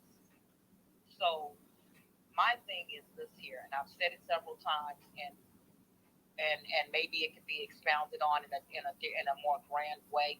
But I think what we're going to have to do is stop complaining and start putting in some work. And we have to, even if it's to collaborate and get together in one large city and do a whole Black American town hall where they're in a public manner and have news people or media or whatever show up to cover it. If we can get some big names to show up as speakers or whatnot, it's more bigger chance that we'll have, the media show up to cover it, and there we can air out the many grievances that we have. Right now, we just complaining to each other over and over about something we have absolutely no control over, and it's starting to not feel good. Constantly talking about these subjects that you don't have control over. Like the old people say, you got to worry about what you can do and let go of what you can't do anything about, or something like that. Old people got a lot of sayings. I'm the same. So I'm gonna land my plane on that, but it's really kind of tearing my spirit down a little bit, and it's a little bit depressing. Because we've got so many different issues that's coming over at us.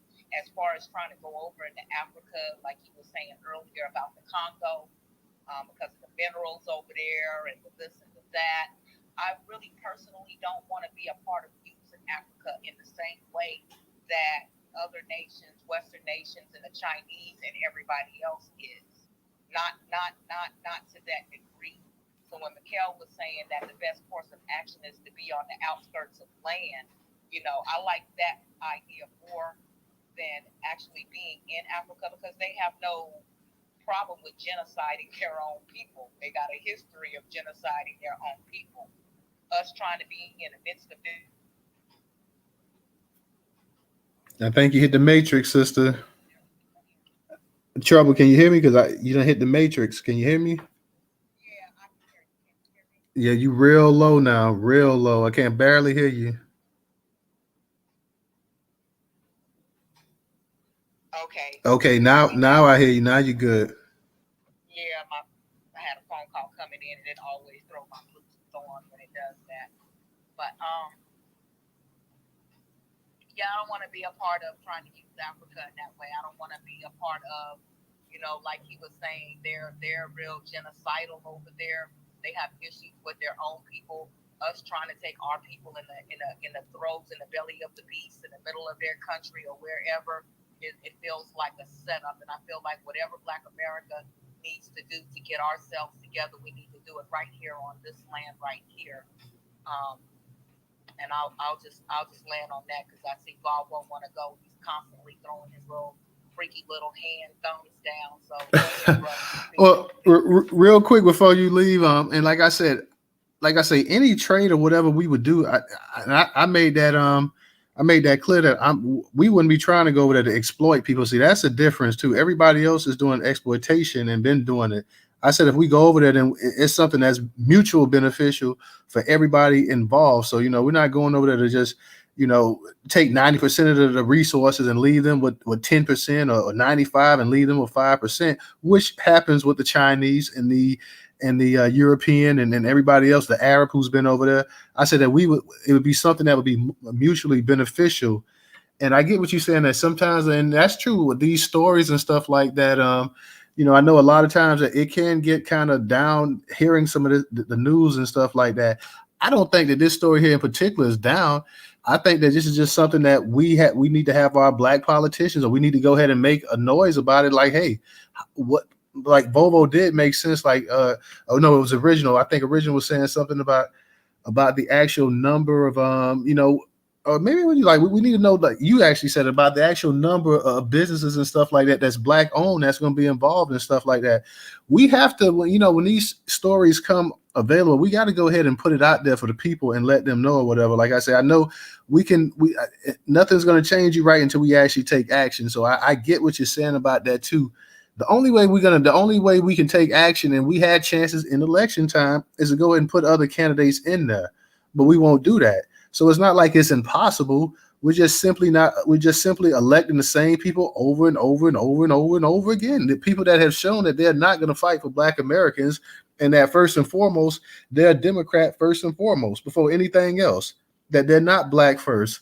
Their party is the most important thing to them. And when I'm talking about it, I'm talking about a lot of the Democratic leadership. I'm talking about these people in the Congressional Black Caucus. If you were to go ahead and replace these people, they don't have to be completely radicals, but people that had a black first mindset, then I think you will see a lot of change and a lot of things happen. But we're not willing to do that as a whole. I'm not talking about the smaller percentage of us. I'm talking about as a whole. A lot of people thought during the midterms that the Democrats was going to get their clock clean, but they didn't. And a lot of reason that they didn't too, we had a lot of say in that. We didn't go out there. We still went ahead and we still voted Democrat like we normally did. So I mean, until we actually get tired and fed up as a people, and it's not like we have to go and fly to the moon. It's pretty easy to go ahead and say, hey, you in South Carolina, Jim Clyburn, you've been here 30 some odd years. And still, what have you done for your people? But yeah, let's go ahead and reelect you again. And let's go ahead and reelect this person again. Let's go ahead and reelect this person again. And the first time you ask this person about doing something for Black people, they snap at you like a pit bull or something. So as a people, we got to get tired of it. We're not. We should have candidates right now. We should have the Congressional Black Caucus. We should have our people in place to say, hey, this is a fine idea. You're talking about $55 billion, eyes roll, that you want to go ahead and give Africa. But what about us? How does this impact Black Americans? How will this make Black Americans' lives better? And when they start giving me that old same line and hook, sinker story, whatever, you go ahead and you check them and you stop them. But we won't do that. And that's what I meant when I said we have to do something drastic, like have some kind of major town hall meeting, Black American meeting, where we bring all these grievances up, especially when it comes to the CDC. I was reading something earlier today that was saying that there was a Caribbean sister who's already on the board on the Caribbean caucus, who was also appointed to the first chair of the Congressional Black Caucus. So she's pretty much on both caucuses, the Caribbean caucus and the Black Caucus board that was supposed to be for Black Americans. So that's kind of a conflict of interest. But then these things can happen because we don't have other types of leadership that has any say. And Black America, the larger portion, or at least us here online, in these Twitter spaces rather, are not able to get our voices heard but so far. So we have to do something different in order to bring all of these things to the table so that the rest of the people who are sleepwalking, who continue to vote Democratic, who continue to do the same thing, can hear that there's a group of us who are talking different, who's looking at things different, and maybe they feel the way too. But like, and I've said this before I came to Twitter, I was on Facebook with a certain amount of type of friendships where everybody was Democratic, and if you speak out against Democratic, you got 50 million people jumping down your throat to make you feel like, okay, well, maybe I'm wrong in what I'm saying, so let me back up off of that point. It wasn't until I came to Twitter till I found my tribe, until I found you all who was thinking the way that I was thinking but wasn't afraid to say it. So whereas on Facebook I censored what I say and continue to go the same route everyone else is going, where I'm talking shit about the Republicans and not too much about the Democrats because of the friendship, and it's still like that to this day. So there's a different set of conversation in different areas. So until we can kind of bring this conversation to everybody and let other people who was out there who's feeling the same way that I was before I came here, know that there's some other alternatives, they're going to continue to go to the polls and feel like, okay, well, I got to vote for Jim Clyburn because, like I did at one point in time, because if I don't vote for him. This white man is going to get in there and he's going to do something drastically different that's really going to hurt us when not realizing it really wouldn't have fucking mattered. So we really got to do something different. We got to take our complaints to a higher level, a larger level, because our elected leaders aren't doing it and our people aren't doing it either. And I'll land with that. And I agree 100% what you say, sister. I'm going to get ready to give it to DC, but I'm going to say this last thing right here. We do have to take our complaints to a higher level, but until we start changing our voting patterns, if we keep electing the same people over and over and over and over and over again, it's not going to make a bit of a difference. We don't have anybody to back us up, that any of our elected officials, that they think party first. And until we start getting people in there that think black first, like every other group, think about their own group first and then their political party second, then we're going to continue to have these issues and have this going on. So until we can actually get people that think with a black first mindset, and we know every bill and everything you pass can't just simply be for black people. We know anybody that's grown knows that's not going to be the case, but you got to start putting black people needs first and foremost. You got to do it more than what you're doing right now. And I agree with you on that the Congressional Black Caucus, that you had a Jamaican lady, she's part of the Jamaican caucus, and then she's also part of the Black Caucus. But if you had a Black American that once say, hey, well, since you're part of our caucus, I think I'm gonna come over to your caucus, all hell will break loose. Like, oh, you're not Jamaican, you're not Caribbean, you can't come over here. So we got to go ahead and start treating people the same way they treat us. Like, hey, there's nothing wrong with you having a Jamaican caucus or anything like that. But if you're gonna be able to come to my caucus and you black, then I have to be able to come to yours as well too. And if I can't come to yours and you can't come to mine, you can't use that I'm black, and then you say I'm black, but I'm black, but I'm something different than you. You can't keep doing that. You can't keep using that. You can't sit up here and say that, yeah, we all the same people, but wait a minute, I'm a little bit different than you. So I can come to your house, but you can't come to my house. I can eat your food, but you can't eat my food. It just doesn't work like that. And when we keep letting it work like that, we keep getting bitten in the ass. So we got to do something different right here. Let me go ahead and kick it to you, Ray. I see you got your hand up as well too, so I'm gonna get to you as well, brother. DC, did you still want to speak on anything? Yes, sir. I'll speak very quickly. Thank you for letting me speak. Yeah, it seems the whole black issue is we're constrained by the language. Black is a homonym, so it has many different contexts. It has a political, legal, and an ethnic context. So Black Americans deeply believe themselves to have an ethnic context, but we don't have an official ethnic identifier that separates us from the black identifier. So it's real tricky. But because ethnicity is a multidimensional concept, so it's very tricky. But I wanted to comment on something Original said. He's absolutely right. I think right now we're creating parallel institutions. Umar Johnson is absolutely he's incorrect. I've been doing a little bit of reading. I'm no expert. I'm new to this type of politics and civics, so I'm learning like a lot of other people. But I was doing a little bit of reading, and they say that institutions are humanly devised structures of rules and norms that shape and constrain individual behavior. Laws, rules, social conventions, and norms are all examples of institutions. Institutions are the rules of the game in society, in humanly devised constraints that structure political, economic, and social interactions. Institutions are the equilibrium of behavior and an underlying game. So what it sounds like to me is we've already created those. The problem is we don't have any money. And I think this is the real big issue with reparations, is that this movement is creating social norms and conventions that they are afraid to death to energize. Reparations will infuse these people as the different political infrastructure that we've created, CJAC, all these different groups, political infrastructure help push the interests of Black Americans forward. They're just strapped for cash. And if we're able to get reparations, all it's going to do is strengthen these institutions, strengthen this political infrastructure to protect the wealth and the political influence that we'll attain by getting reparations. So I believe Umar Johnson, all these people who said, well, we need to create institutions before we get reparations and all that. The institutions are already there. They're just constrained. So that's all I really wanted to say. So he's absolutely right in terms of how we need to do things. The NAACP is and that's a dead organization for Black Americans. We trusted them to do this political work on our behalf.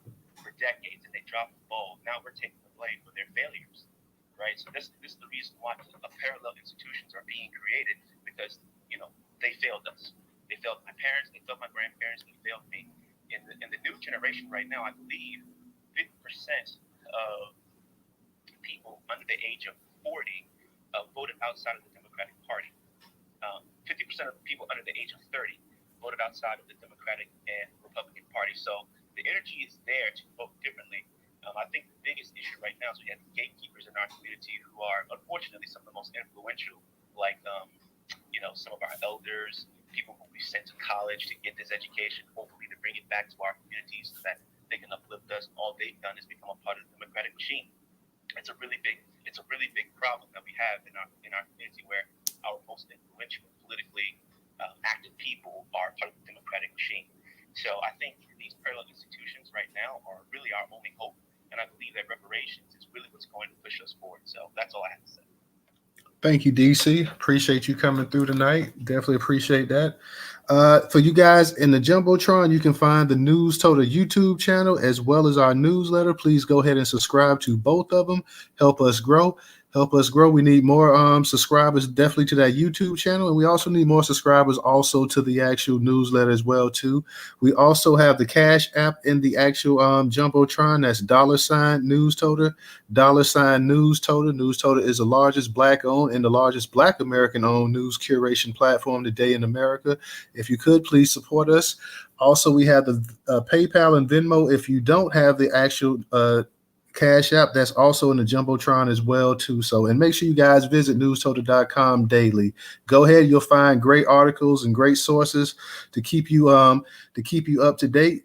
The title of the night topic about America investing $55 billion in Africa, that was also on the newstoter.com platform. That's also in the Jumbotron as well too. So like I say, if you can, please think about supporting us. We definitely need the support of Black people to continually get this message out and to continually to grow as well too. So I want to just give you guys a shout out to that as well too. Ray, what's going on, Ray? It's been a little minute, man, since I knew you were just chilling in that co-host spot, but I'm glad to see you got your hand up. What's going on, man? How you feeling tonight? Man, I've been sick as shit, man. Not just didn't want to add anything, bro. Sometimes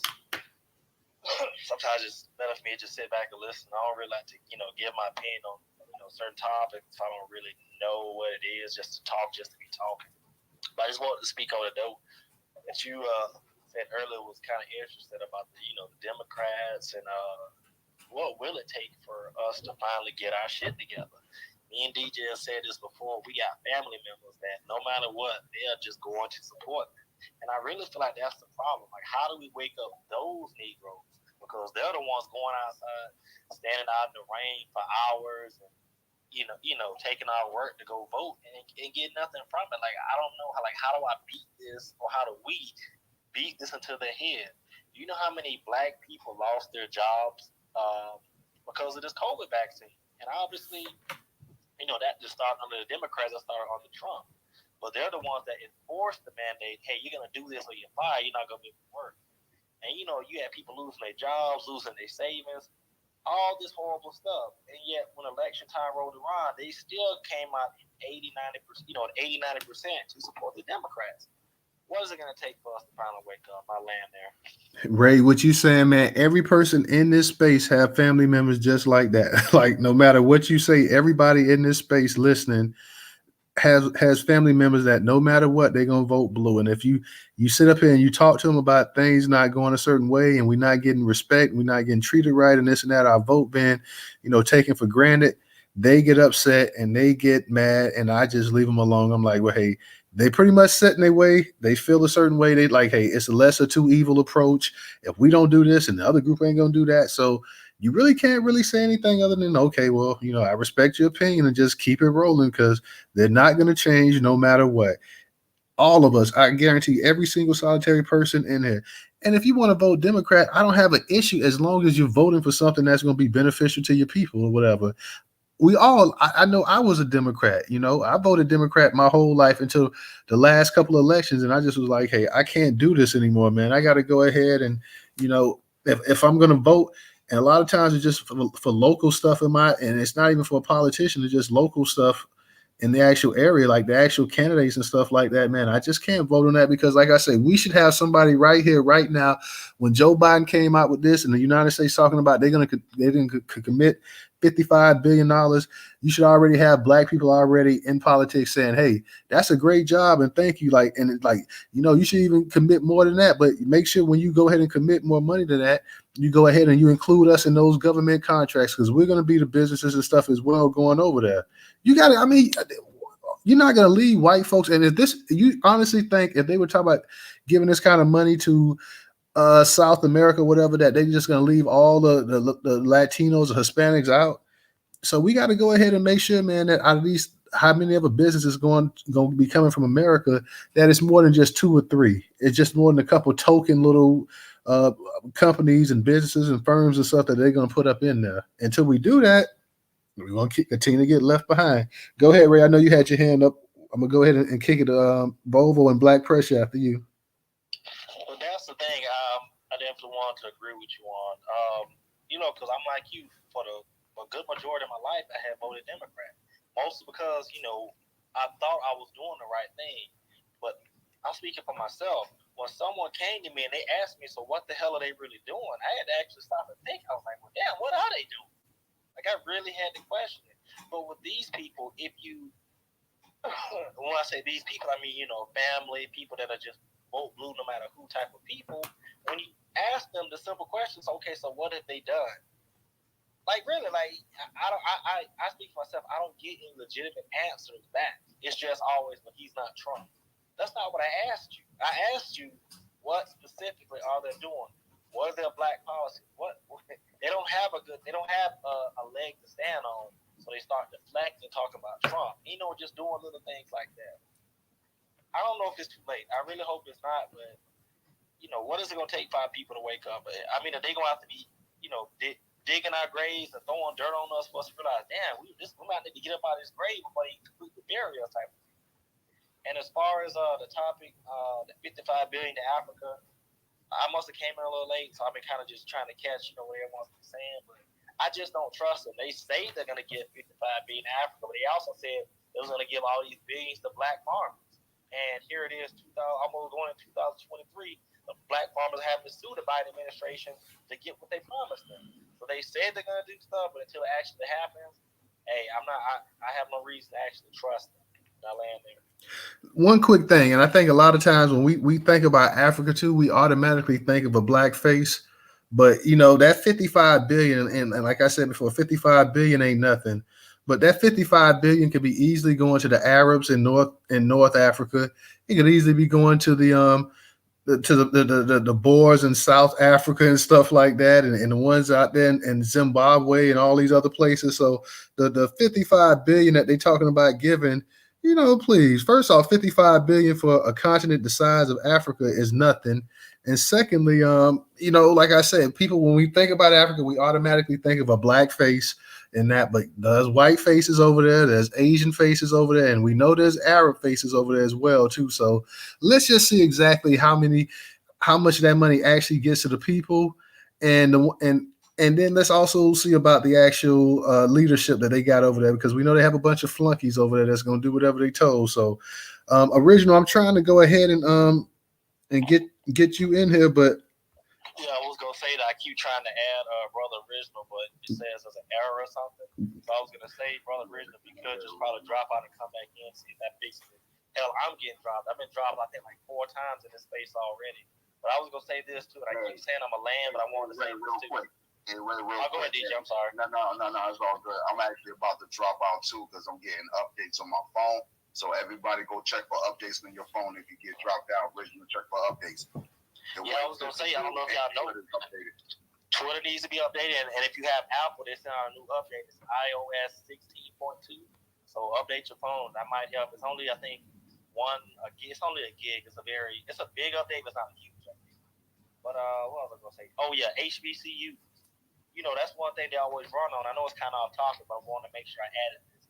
When they say, hey, we're for the HBCUs, a lot of the money that they're sending to HBCUs, it's a lot of white people that's actually going to HBCUs.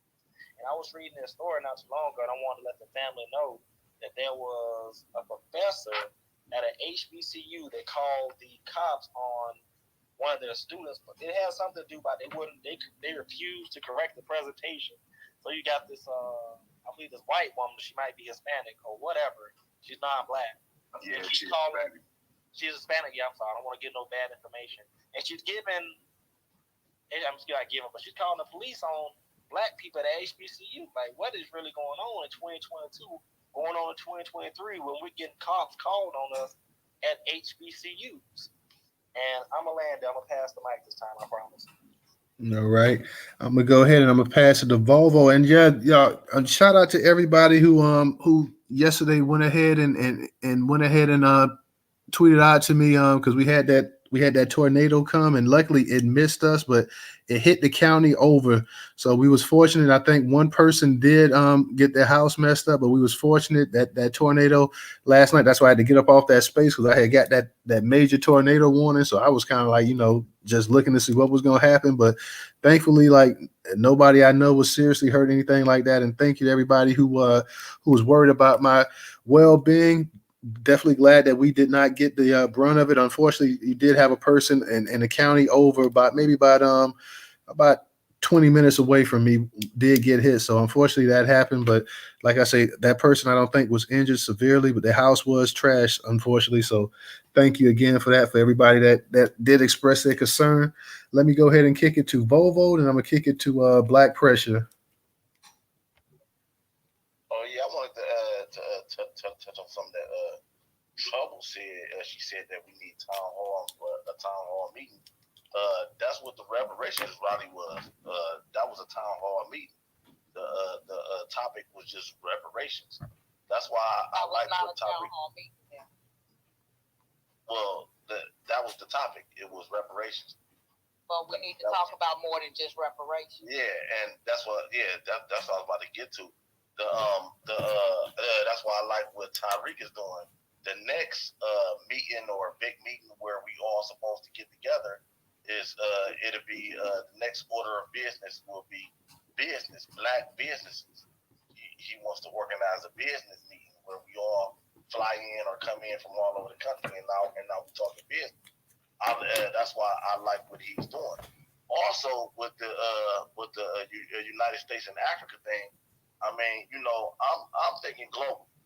You know what I'm saying? I'm a Black American. I live in America, so I want America to win. I don't want to see China in front of America. So I like what America is doing. I like that America is making a move now. You know what I'm saying? Which they never left Africa.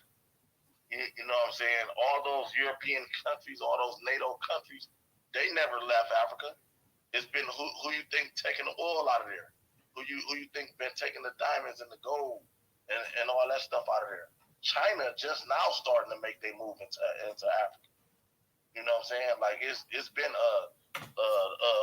what was that Schlumberger and Halliburton. If you guys know anything about the oil industry, they've been over there.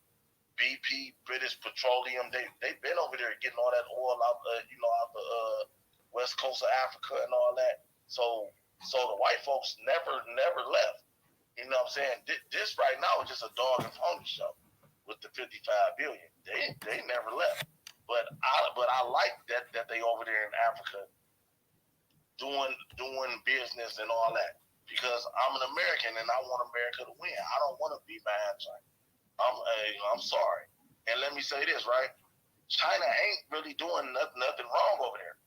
You know what I'm saying? Like they want to say that China's exploiting them and all that, but not really. You know what I'm saying? Like if I gotta build you a country, if I gotta put up your roads and your hospitals and your infrastructure, that's gonna cost. So yeah, I need your resources. You obviously not able to do it yourself unless you'll be doing it. Like you'll be doing it. So I mean, if these people ain't gonna build it up themselves, then yeah, I want to see America go over there and get some of that shit too. Like, cause I don't want to be number two. I might be wrong for that. I might not be considerate, but I don't want to be number two behind China. I'm sorry. Far as earlier, I could hear in the sister voice, she was saying like tired of hearing about this and all that. That's why I threw the thumbs down, since it wasn't nothing personal, but because you know why? We all tired. Everybody, but all Black Americans tired. It ain't nobody in here that can say they ain't tired. You know what I'm saying? Everybody ankle hurt, everybody arm hurt, everybody, but we got to keep this fight going. You know what I'm saying? That's part of the game. That's part of being Black American. We all tired. We all done been through some shit. We all, you know what I mean? We is doing stuff. We is doing stuff. We is out here fighting. We not just sitting around complaining. No, I was saying I was tired tonight. I've been gone out the house. I'm sorry. I apologize. Yeah, I'm with him on that too. I thought you just meant like he was tired of just the whole thing like that. I'm with Volvo on that. Like I thought you was tired, like like I didn't know that you was tired, like physically. I've been out the house since about 7 o'clock this morning. I'm just getting home, so I was saying I'm tired, dude. Oh, okay. I'm sorry, sis. Yeah, it wasn't nothing like that, you know. But I mean, you got every right to be tired. We all tired. Everybody in here, shit. I'm tired too. You know what I'm saying? But shit, it's like a basketball player at the end of the season. Everybody banged up. Everybody hurt. But shit, we trying to win the championship, and we got to keep going. I look at it like this. I'm gonna close with it. You know what I'm saying? We really got it easy. Our ancestors, they had the tough fight. Shit, they put us in position. All the shit they had to go through. You know what I mean? I might want to give up. I might be tired, but shit, I ain't got no harder walk than Harriet Tubman. I ain't got no harder walk than Nat Turner. I ain't got no harder walk than Thomas Traylor. That's the last person in my family that was enslaved. So if they was able to do all that for me to be here, shit, I gotta keep fighting. I appreciate you letting me speak, bro. Oh, absolutely, absolutely. I will say this part here, Volvo, that like I said, and I mentioned the actual thing in the Middle East, how the Middle East was nothing until the discovery of oil and this and that too. So they have the resources. I mean, it's up to their leadership. Their leadership is the one that's allowing the people to come over there and get the minerals for pennies on a dollar. So they have people that can build stuff up. They have architects and everything else. And I mean, people act like they just in a stone age, but they have it. But their government, don't want to do it. Their government is in pocket of these major powers, whether it be European or China. So they're sitting up there. This is their thing. They get that when you have a president of a country, one of these third world countries, and he has $700-800 million in an offshore bank account, that lets you know that the man ain't doing anything for the people. So he's not worried about the infrastructure, building anything or creating anything over there. Whenever they did have people that was trying to do something, they got a bullet in their head. They got put to sleep. So they're still under neo-colonialism rule. It's not because they can't do anything or this or that. It's simply the fact that their politicians are inherently corrupt. And when they do find somebody worth a damn, like a Nelson Mandela, they put him in prison and they broke him. So when he got out, he was broke. He was broke. I mean, he was mentally broke because they checked his ass in there for 30 years. So it's not like they don't have the know-how to go ahead and do that and stuff like that. They can do it. Look at that. In Nigeria, a lot of that stuff is built by actual black Nigerians and stuff like that. They didn't need the Chinese or the East Indians or the Arabs to come in there and build squat for them. They can do it. It's a simple fact that their politicians, the people in place are greedy and corrupt. And that's all they care about is themselves and those closest to them, their family and their flunkies. So that's why they're not doing anything. Can I add just a little something to that? Go ahead. Yeah. Like, I mean, hey, if you look at it, right? They they can do it. I can't really accept their politicians are corrupt and all that because our politicians are corrupt. Their politicians at a whole nother level of corruption. No, I mean, I don't think so, bro. Not when you got laws on the book saying that I gotta drink off that water fountain over there. I gotta get off the sidewalk when a white man coming. I gotta get up on my seat. And what about Volvo in South Africa where you had apartheid, where you had a minority of white folks up here telling black people treating them the same way in their own land, in their own native land. That's what I'm saying. Yeah, you gotta fight that stuff off. The Africans will come over here and they'll try to flex on us and say we're doctors. Well, they can use doctors over there. auto spray shit on her hair, and her hair was stuck to her head for a month or 2 months. Dude, Yeah, you talk about the glue girl, right? Yeah, the glue girl. She was in the emergency room. She went to go see all those white doctors. They couldn't do nothing for her. She wanted to go see that African doctor. He was brilliant. He saved her life, probably. He definitely saved her hair. That guy brilliant. He over here. They talking about they could have used him over there. They come over here and talk about their engineers. What is an engineer? All the engineer do is solve problems. Why they can use engineers over there in Africa? So all they best and brilliant minds leave Africa and go to the West. So they can fix their problems. They got all these smart people, but all they smart people leave, never to return. So like they making excuses when you say that your government is corrupt. Our government is corrupt, but our smart people stay here and fought and made it better. Theirs are leaving. That's their culture. So I mean, like, if they ain't smart enough to build it up themselves, shit, we got to get in on that, because whoever control Africa historically controls the world.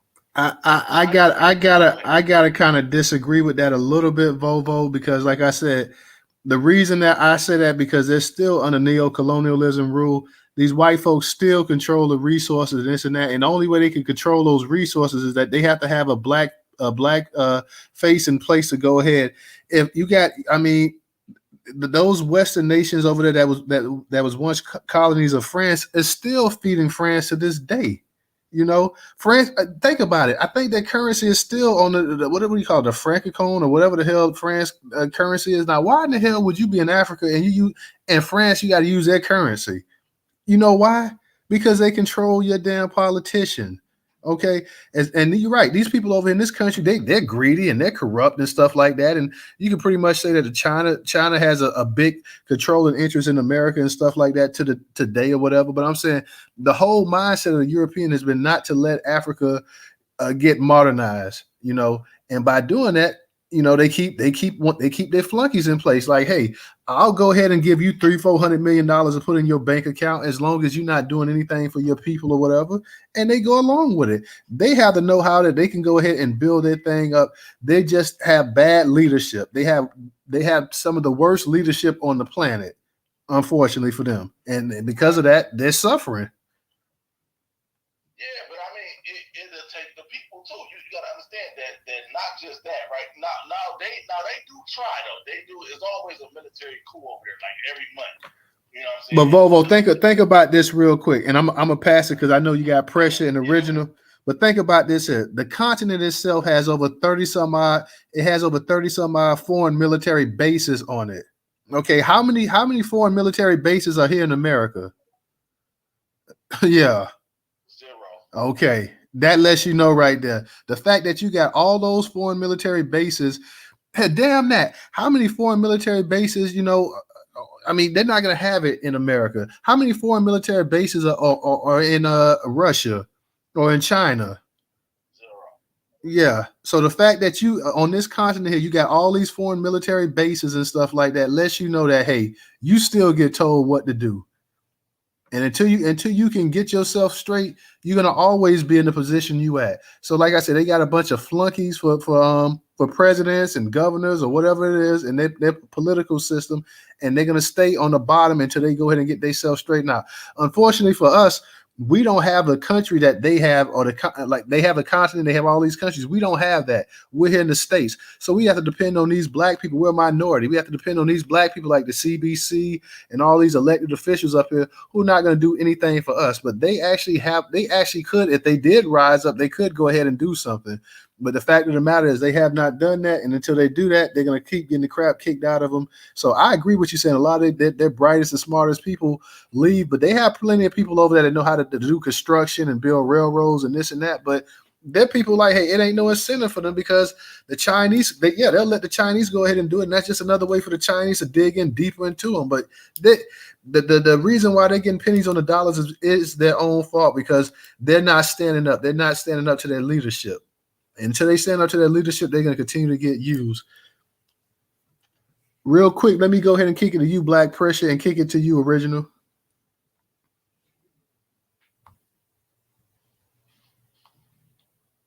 Okay, News. Can you hear me? Yeah, I can hear you.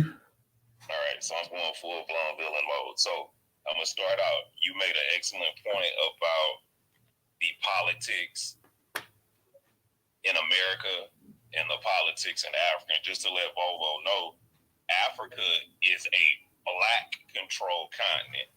America is not. We're the minority in America. The black people in Africa are the majority in Africa. And News, you made an excellent point. I'll say this. There are 54 countries that are in Africa. And I'm talking to all the black family that can hear my voice right now. You can send me your cash app right now. I'll send you $500. I will not ask you a question. And I promise this in front of everybody. 54 countries in Africa. I defy you to show me one that is not under European control and European influence. News, you took all my talking points, but I'm gonna still go over. Like you said, you can look at the relationship that America has with Africa. Every time a leader stood up in Africa, the United States always sent somebody to assassinate him. You can start all the way down with Steve Biko. They didn't kill Mandela, but they put him in jail for 30 years. You can go to Patrice Lumumba, but they murdered everyone. Every single person in Africa that stood up for African people, the United States murdered them. And also, too, if you look at once again, America's relationship with Africa, America has been raping Africa for 5 centuries. It started with the theft of physical bodies. America has raped Africa for gold. America has raped Africa for cobalt, for oil, for silver. Any mineral resource that you can name, America has raped that continent for. And also, News, like you and Volvo were talking, do not believe that Africa is not full of brilliant people. Those people can build roads. Those people can build bridges. Those people can build skyscrapers. Those people can build cell phones. Anything that you name, Africa has the mind to build it. They're just under European control, period. That is how that works. In fact, that country will never not be under European control until World War III starts. And I'm telling you that straight up.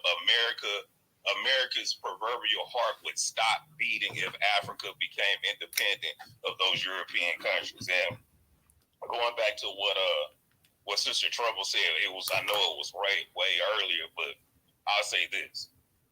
As far as black people getting together and having a conversation, it's just not gonna happen. We literally, you can go back maybe 70 years, maybe to 100 years. Black people have been pleading our cases to the government in America in every form you can name. You can go back to World War II. They had the Double V Foundation. You can go to SNCC. You can go to PUSH. You can go to the Rainbow Coalition, the Black Panthers Corps, Nation of Islam, NAACP, the Southern Christian Leadership Union. You can go to the Black Liberation Army, the Poor People's Campaign. You can't do any more talking than that. You can't. Like Malcolm X said, you cannot negotiate with the people that cannot be negotiated with. I'm going to say this and I'm going to land. I've said it 10 times before. I'm going to say it again. The only way black people can make a change in America is you have to do things that you cannot take back. And I'll land my plane there. Hey, that brother made some really good points, especially when he's talking about cobalt. For those of you that don't know, cobalt is what's in your batteries. Like it's cobalt is essential mineral used in ion batteries and electric vehicles, laptops, and smartphones, and it's only found in Africa. And one more point I wanted to add on what you were saying about Mandela. How was Mandela in jail for 30 years and then came out and became president? You can't do that type of stuff. You can't do that unless something has already been put in place. I land there. Africa isn't modern because none of the countries have a navy. Wait, hey, is that? Hold on, is that Black MacGyver? Black MacGyver.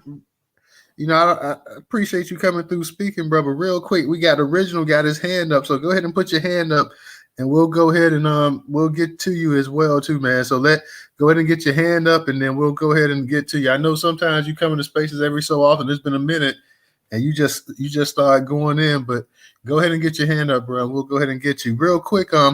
One of the sisters told me in a DM, and I haven't got a chance to look at it, but does anybody know the relationships with the HBCUs? I know you had a bunch of HBCUs and partnering with Africa and stuff like that, but is it something like 40 something HBCUs to anybody's knowledge that's partnering over there with Africa? If so, that's something else that I want to discuss as well too. I don't know because I haven't. I know that you had these programs with the HBCUs going to Africa and stuff as well too, and partnering with them, but I don't know to the certain detail what it is or whatever. So if anybody in the space knows about it at the original goals, then please go ahead and share that with us. You got an original? Okay, Newstoter. Yeah, I want to touch on something that Ray said earlier about, what can we do? I would say first, we have got to put more pressure on these Black elected officials on the local, state, and the national level. I know years ago, Maxine, it was something, I can't recall exactly what it was that was going on in LA, but we needed Maxine to come out there, right? She was making up every excuse, saying that she had to vote on some bill and this, that, and whatever to not come. But the Spanish-speaking people asked her to come out. She had no problem coming out. And so what happened is we were working in groups, okay, and we would jam them up. So this one brother had called into the radio station and he asked Maxine about coming out there, right? And she turned him down. She kept saying she got to vote on this bill and blah, blah, blah, blah. So right after he got off, maybe after him or maybe a call or two after him. So I came up. So what I said to her, I said, well, listen, I said, Congresswoman Water, if we set up a phone system with a PA system or whatever, whereby we can have people inside the building that can hear you, and then you can be on your phone at your office in D.C., would you be willing to meet with us on that point? And you know what? She showed up. She came and talked to us because we kept pushing her and we made her show up. So I think that one of the things that we can do is that we have to start monitoring what's going on and taking detailed notes. And then when these people start running, whether they're running or not, we have to begin to push them in a manner that they've not been pushed before. Because see, the reason they're not doing anything for us because we're not pushing them. Until we back them up against the wall and make them represent us. And it doesn't matter if they got their goons out there trying to ride shotgun for them, we take care of them too. Because we're not coming as single people. We're coming as a group. And we're going to be spread out. If you have a town hall meeting, we're going to be spread out and ready. If one person asks a question and you shoot it down, somebody else is going to stand up and ask that thing. We're going to ask that same question. Because see what happened years ago, this lady was on the radio, and so these white folks started calling in and they jammed her up. And she said, okay, but what are y'all going to talk about? And they jammed her up. And that's how people would do things back then. But that's one of the things, that's one of the tactics we're going to have to use, is that just like when y'all saw those videos when they was asking Jim Clyburn about reparation, and you saw those people who started circling him, trying to protect him from being asked those questions. Well, see, we're going to have people ready to take care of them as well. Because whether they like it or not, we're coming, we're going to get our check, and we're going to get representation as well. So I just want to say that is a tactic that can be used. It works. As long as they know that there are other people that's going to be backing up folks, they ain't got no choice but to represent us. And I'll land with that. Excellent points you made there, brother. I'm gonna say this part right here. Like I say, if anybody knows about the HBCUs, because a while ago I know we did a space with HBCUs, and we were talking about the actual amount of non-blacks that was actually attending. But I also know too that you do have some of these satellite type programs with HBCUs in Africa as well too. So if anybody in the space knows about that, go ahead and share that as well too. But I'm gonna say this here with this whole thing about investing that invest in 55 billion in Africa, I really think it's time for Black Americans that we start to form our own multinational corporation and we start investing worldwide. We invest in America and we start going worldwide and investing as well too. We can't just continue to let everybody else in the world just reap the damn benefits. We are people, we got to become global, man. Our mindset, first and foremost, before we can go global, we need to create a multicultural, national corporation right here in America and start buying up land and start building and start getting farmland and that kind of stuff there. Once we get our feet and we get our feet underneath us, then we need to start worrying about the Caribbean and South America and Africa and any other place we got the money to go ahead and invest that, man. We just can't just sit here and think anymore, man. We seeing all these other people coming and taking stuff up and getting stuff and this and that, man, and leaving us out high and dry. We need to go ahead and start getting our own thing rolling too. We need to go ahead and find a way to get Black Americans into this this $55 billion they're giving to Africa. We need to start getting some of our people that have companies and businesses and stuff over there. We need to go ahead and advocate for them to go ahead and get a piece of that pie, to go ahead and start developing and doing what they can to get over there as well too. So if they're gonna go ahead and give it to everybody else, our people need to get it as well too. That's how I truly feel. It's time for us to become a global people. You know, everybody else thinks about their people first and foremost. We can think about our people first and foremost as well too, but we can also get it all around this world the same way you got Asians and we got foreign people, foreign corporations coming right here to America. There's some of these foreign corporations are some of the biggest buyers of housing and everything else and commercial building and everything else. Don't even live in America, ain't from America, from all over the world buying up stuff. It's time we as a people start looking at this. Let's start getting our stuff right here in America first and foremost. Start creating our own little towns and our own little cities and stuff like that, and then start taking this fight globally, man. That's what we can do, I believe. Let me go ahead and kick it to you, Volvo. And we got you, DC, coming up next as well, too. I was about to say, bro, you absolutely right. I said that earlier. I be thinking globally. You know what I mean? Like, we definitely need to start thinking globally.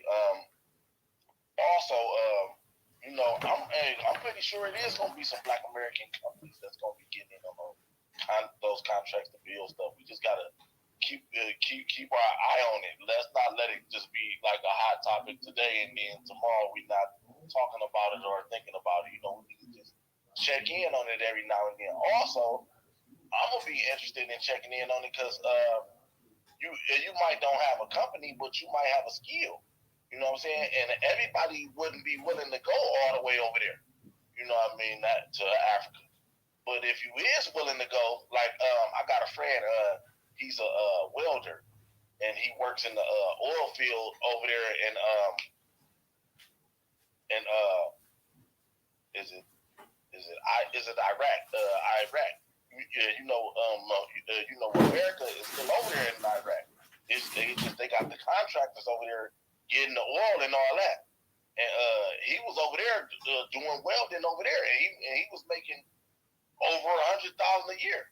So you know what I'm saying? I'm gonna be taking a look at this because I'll be willing to go over there to Africa for a year or two and drive a truck. You know what I mean? Because whatever they gonna be building, they gonna need a truck driver because they gotta move the dirt. You're gonna always need a truck driver to move the dirt or haul the steel or whatever they moving. So I'll be willing to go over there if they gonna give me top dollar, give me $150,000 a year or something. So that'll be another way. You know what I mean? To just pay attention. You know what I'm saying? Like, we got to start thinking bigger than America. Something the brother said earlier about, he said Africa is majority Black and America is we the minority. That's what I'm saying, though. That's why it's embarrassing because they are majority Black. So they should be able to see, like, come on now, we already got colonized once. We need to be working on getting these people out of here and working together. See, we didn't use the excuse of it's the government and the government is holding us down. You know what I'm saying? We acknowledged what our problem was. It's the government. It's these white folks. So we worked to change the government. We changed laws. We fought for right. It used to be a law that you had to be a slave. We changed that. It used to be a law to where you couldn't read and write. We changed that. It used to be a law to where you had to stay over there and you couldn't go here and you couldn't go everywhere. We changed that. They got to be thinking like that. They got to change that shit. If they so proud of their country and where they come from and they want to better themselves, they gotta change that. And it's all black. So it'll be easier for them to get in the government than it was for us to get in the government over here. You know what I'm saying? We had a real tough fight. So like, if they not willing to fix themselves, the world is not gonna wait for them. Like the brother said earlier, they got cobalt and he named another mineral. The world need that cobalt. The world need the minerals. The world not about to stop for them. So if they ain't smart enough to take advantage of it, then they just got to get out the way. They got to. I don't really even feel like they being cheated if they not getting what's fair for it, because they sell it. It don't make sense. You need 55 billion. The world need to be coming to you to get 55 billion because you got the stuff. I appreciate you letting me speak, brother. No problem. They don't know how to play the game. I mean, that's one reason why they don't want to see Black Americans. You get Black Americans all of those type of chances for resources and stuff like that, it's going to pop off. So they don't know how to play the game for the simple fact, like I say, you got to think it's not just America. It's all of Western Europe that don't want to see them rise up either and do anything with the resources they got because they're dependent on it. I mean, they don't want to pay full price for those resources. They want to keep getting it for slave type wages and stuff like that. And they say, hey, if your politician is stupid enough to go ahead and sell it to us like that, we'll go ahead and we'll keep taking it. So, I mean, you're right on that part. Like it's their own people that's failing their people. I mean, they have the opportunity. They have the numbers. They have the land. They in their sister or homeland and this and that. They're the ones just missing out on it or whatever. Like I say, to me, I think we need to go ahead and start looking at, like I say, how can we, and that's maybe somebody like Brooke with her blood pack and stuff like that, that if they're going to go ahead and invest this kind of money over there in Africa, then that's what maybe that sister with having like the league and stuff that she has, that we got to start looking like, hey, we got to make sure that X amount of Black people are going to be getting a chance to go over there and profit as well off of this as well too. That's where Black leadership comes into play. Let's see in the next couple of weeks of MSNBC, the Black people on MSNBC and CNN and stuff like that, when this deal starts to happen and when they start going and doing this stuff, because it's about for 2023 or whatever, when this really starts to happen, let's see what they're going to do. Let's see how much they talk about this. They'll go ahead and they'll champion and say, oh, this is a great thing and this and that or whatever. But let's see how hard they push for Black American representation to go ahead and get a piece of that pie. That's what I'm interested to see right there. Hey, News, before you jump to DC, Scotty, real quick, I want to say one real quick thing. The Chinese people are as anti-Black as they come. Do not fool yourself and think those people over there on a charity mission doing Africans a favor. These people are vicious anti-Black racists, and I'll land my point. You won't get no disagreement from me on that. We see the Chinese be beating the hell out of them over there in their own homeland. That's what I'm saying. Like, come on, man. Like, your politicians protect this because, like I said, they going along for this because they in on it. Can I add something to that real fast? Real fast, go ahead. Yeah, that's what I'm saying though. They putting their feelings to the side. This business, like this business, they are super anti-Black. They can't stand Black people, but they putting the feelings to the side because this business, they seeing a great business opportunity. These people can't handle that. They can't handle those resources. And like I said, the world ain't gonna wait for them. So it don't. I don't gotta like you to do business with you. I'm trying to earn. You know what I mean? So I land right there. Yeah, I get what you're saying, bro. Like I said, and I can't stereotype the whole population because I already know they're taking certain magpies and they putting them in position like that as they always have, and they're gonna keep so they can keep the resources to themselves. So, I don't know if it's a simple fact that in modern times they haven't been able to handle the resources. So I would definitely agree with you on that part right there. But what I'm saying too is that as Black Americans, we gotta look at ourselves and same thing too. If we're not man and woman enough to go ahead and make some noise about this deal coming down the pike right here, if we can't sit up here and say that, hey, our people, we should be getting some of this money, or we should be getting over there, getting a chance to go ahead and develop some of this land and this and that or whatever. We should have an opportunity to go ahead and be one of these companies that y'all talking about. One of these 300 companies, we have to have a certain percentage. It should be a certain percentage of us. If we can't sit up here and say that, then we can't sit up here and just talk about how inept they are too. I get what you're saying. That, hey, we still minorities and they're the majority and this and that or whatever. Nonetheless, minority my ass. It doesn't take a rocket scientist, or you don't. I mean, it doesn't take all of that to go ahead and voice your concern and say, hey, we before y'all go ahead and do this and that, we demand, and that should be the word, we demand a certain demographic of our people, a certain number, certain percentage of our people are attached to this right here. If you're going to go over there and you're going to invest this kind of money, being part of the transatlantic slave trade, we demand a certain amount of us to be represented in this actual development of this African continent. We demand it. Let's see how many black politicians come out. Let's see if Al Sharpton in his network, what is it, the NAN network or whatever. Let's see if all of these people, what's his name, Van Jones, that was just running his mouth apologizing to the Jewish people. Let's see if he comes out. Let's see if the black women come out. The sister girl energy. Let's see if that come out. Let's see what Michelle Obama got to say about that.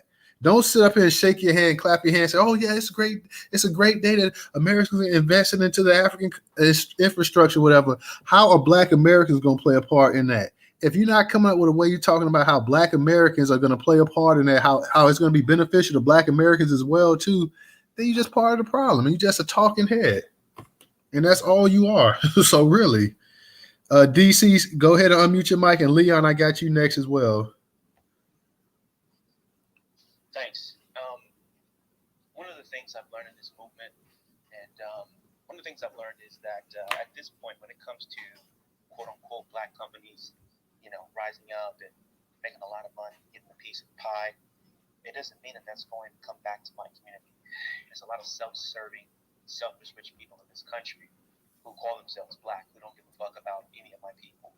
So yeah, they may, get a piece of the pie, that 55 billion is, but are they obligated to put some of that money back into my community? Are they obligated to go to historically red line areas and provide capital for those communities? As far as I'm concerned, they need to have, maybe we need to work out a way to get a collective of Black Americans and freedmen, FBA, however you find yourself, descendants of slaves, and say that we're not going to give you our business unless you are giving a certain percentage, 5%, 10% of your money back to political organizations, different groups that are for the upliftment and upkeep of our people, more about protecting our culture, protecting our wealth. I just don't, I don't support any Black business getting a piece of the pie. And also, this idea that, America hasn't been in Africa. I was reading a little bit about IMF and the World Bank. The World Bank has given out $150 billion in loans. And one of the biggest criticisms of the IMF is that the World Bank is the way it's governed. While the World Bank represents 188 countries, it's really run by a small number of economically powerful countries. And these countries, which also provide the institutions funding, choose the bank's leadership and senior management, and their interests dominate the bank. And other sources of criticism has been the tradition of having an American head the bank implemented because the United States provides the majority of the World Bank's funding. Then, of course, you have the IMF, and one of their biggest criticisms is developed countries which seem to have, Western countries seem to have a more dominant role in control over developing countries. So, Western countries, and particularly the United States, has been all up in Africa through these programs, through these different institutions, international institutions that they dominate, that are headquartered in D.C. So they've been all been there. So I guess this paltry $55 billion is just a direct investment from our government, but they've been influencing what's happening in Africa for decades. And so that's just kind of how I see it. But I agree with some of the points that were said on this stage in terms of us thinking globally. I think that that's not going to happen until after reparations. I think Black Americans, like Newstoter said, we really need to focus on political infrastructure and our business here in the United States, so we can actually get the assets and wealth and political influence necessary to make those investments overseas. Like Black banks right now are really in dire straits. They're in the same situation they've been in for the past few years, and that's primarily the biggest issue with black banks is that they're situated in economically depressed communities, Black American communities, and they lose their minority status if they decided to invest outside of those communities. It's kind of a weird situation that they're in. So I think a lot of the situation, a lot of the ideas that we have in terms of thinking globally and investing globally will come after our ability to invest here first through reparations when we get that money. And that's really all I really have to say. All right, I appreciate that, brother. I think that we have to start looking at, like I say, I think the group economic model we got to really start looking at. The if we can actually go ahead and start implementing some of these models throughout the nation and stuff like that, I think that really be beneficial to us as black people. I get what you were saying about the actual the black business, and if that money is coming back to the neighborhood. I feel like this: if you have a black owned business and they're employing black people as well too, that is beneficial to black people. So if you were to get a company or a firm that went over there to Africa and they were doing work and the bulk of their employees or all the employees were black and stuff like that, that is a black business that's taking care of black people as well too, or supporting black people. So we have to kind of look at that as well too, as a possibility. I know a lot of, you have a lot of businesses that's headed by black people and they don't do much for black people and stuff like that. But if the bulk of their workforce is black, we have to go ahead and look into that as well as being a plus and a benefit for black people, because you are employing black people, you're paying black people. So that's something that we need to look into as well. So I'm hoping that, like I say, we'll make some noise when this thing gets close to being finalized, that we'll start having people saying that, hey, and I think it could start right here on Twitter, like so many different things, and it will get national attention. Like we start voicing our concern and letting people know that, hey, we want to make sure that X amount of people, and make this thing transparent as well too. Let us see all the corporations and the companies or firms or whatever that's going to take place in this investing and whatnot, and let us see exactly how much of that's going to be actually black owned, and make noise that if they talk about, well, from the United States, it's going to be X amount of this and X amount of that, and it's going to be minority owned and this and that. Next thing you know, it's more minority owned than actual black owned investors and stuff like that. Then you gotta know, like, hey, this is a problem right here. So we gotta go. It's up to us as well to like keep this heat on them and keep the volume up as loud as possible. Leon, go ahead and unmute your mic. How you doing tonight, bro? Doing all right, Toter. How you doing, brother Ray, DJ, Trouble? Got Dr. Deb. How you doing, ma'am? Been a while. It's a good topic, and I looked at this as here we go again. The government is just throwing us the big bird right in our face. Just $55 billion. I mean, that's one aspect of how I look at it. Is that yet again they're giving money away instead of giving it to us, and it seems like they're just trying to do whatever they can not to give us what is owed. That's one aspect of how I look at it too. I've been trying to do some reading on this thing, and from one article, it didn't say exactly what specific African countries are going into with this money. One of my theories is it could be just a finesse and give it all to Saudi Arabia. Because remember now, Saudi Arabia is on the African continent. Even though they're considered Middle East, but they are on the African continent. So, that could be another aspect of the finesse of this $55 billion. Now, also, if you look at, there are black investor companies trying to get over there. Now, our government is going to try to stop them from getting over there, because they feel that if we get over there and talk to some of these African countries on how they, manage their sales, it could the government will feel that we could have a heavy influence on trying to get these countries to start marking up their value of their mineral rights and stuff, as they should, to bring more money. So you're going to see that type of pushback from our government as well, and you might not see too many black investment firms getting over there.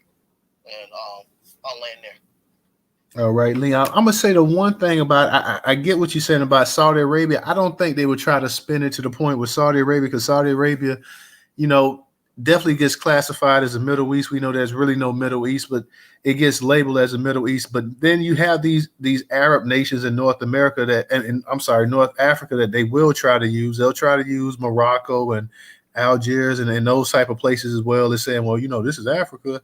That's why I made that statement earlier that, you know, we assume when we think about Africa, we always assume that blackface attached to it. But let's not forget that you got plenty of Arabs over there, especially in North Africa and Egypt and those areas and stuff like that. You got plenty of whites over there in South Africa, and Zimbabwe has a decent number of whites as well too. And now you factor in the Asians, the Chinese, and you got your East Indians and the rest of these people in there as well too. So, you know, that's another hustle that you got to look at. That, you know, they may be getting ready to send 55 billion over there, and 50 billion or 53 billion of it maybe going to these people here too. And they you know, they throw a little bit to the actual true Africans over there, the black ones and stuff like that. So very interesting to see. Very interesting to see how this is going to go down and how this is going to play out. Volvo and original. Yeah, I want to touch on something the brother said when he said that America is over there. Something that's not talked about. America is fighting a war in Africa right now. You know, it's like a shadow war, but they still fighting a war. They've been doing drone strikes in Somalia for the longest. Trump was doing them bad. You know what I'm saying? So, you know, they really do got a lot invested in there. I just wanted to put that out there, you know, so y'all can look that up. You know what I mean? They fighting the shadow war in Somalia right now. Right now. You know, I just remember something that stand out of my mind that it was earlier this year, or maybe, yeah, it was earlier this year, like in the summer. They did a real big drone strike and killed one of those Al-Shabaab dudes in the summer. You know what I mean? So we at war with them right now. You know what I mean? It ain't like a war, like they ain't no threat, but they fighting a war over there. So America is over there. Okay. I didn't know that they were still, you know, I know Somalia, they always at it. I mean, back in the day, you remember when they sent the U.S. troops over there, Clinton sent the troops over there, and the Somalians, they pretty much, you know, they hacked some of them troops up in no time. So, and then you always got to worry about them out there being the pirates on their little, I don't know how the hell can you be a pirate on these little wooden boats that you got that look like they come from like 1650 or whatever, and you sitting up here with the U.S. and these big time naval ships and stuff like that. I don't know how the hell you could be a pilot or whatever. It's just ridiculous, but okay, anyways. Hey, let me speak on that because I've actually had that happen. You know, obviously I've told everyone repeatedly I was in the Navy for years, and that's really a thing. Like when you I forget what sea that is. You go over into it, and basically, you know, I was on the USS Theodore Roosevelt aircraft carrier. I forget how big it is, but it's freaking huge. It fits about 5,000 people. And we would literally used to get chased by these little pirate boats. And you could see them jumping in the water, et cetera, et cetera. And then our captain, he would call over to, you know, kind of try to reach out to them like, hey, y'all getting too close, slow down. And they'll just keep going.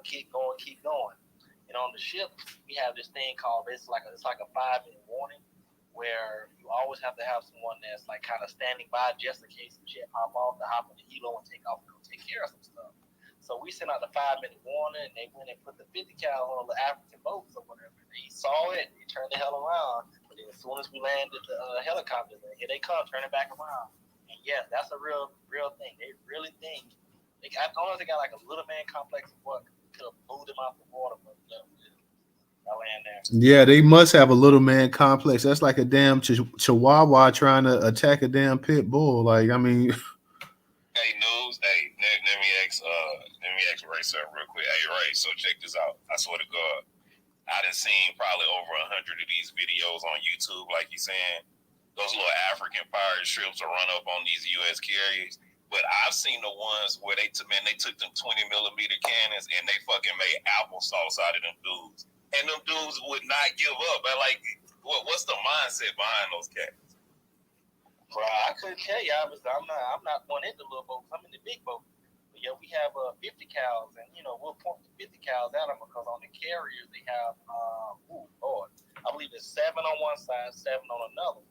And obviously we got helos, we got F-18s, we have E2s, C2s. I don't want to get too technical, but if you guys can look into it and see what I'm talking about. We have a lot of different aircraft and different things.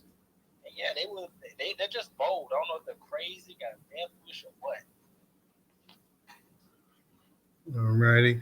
Original, go ahead and unmute your mic. Okay. Yeah, so they just hungry. They hungry. That's what it is.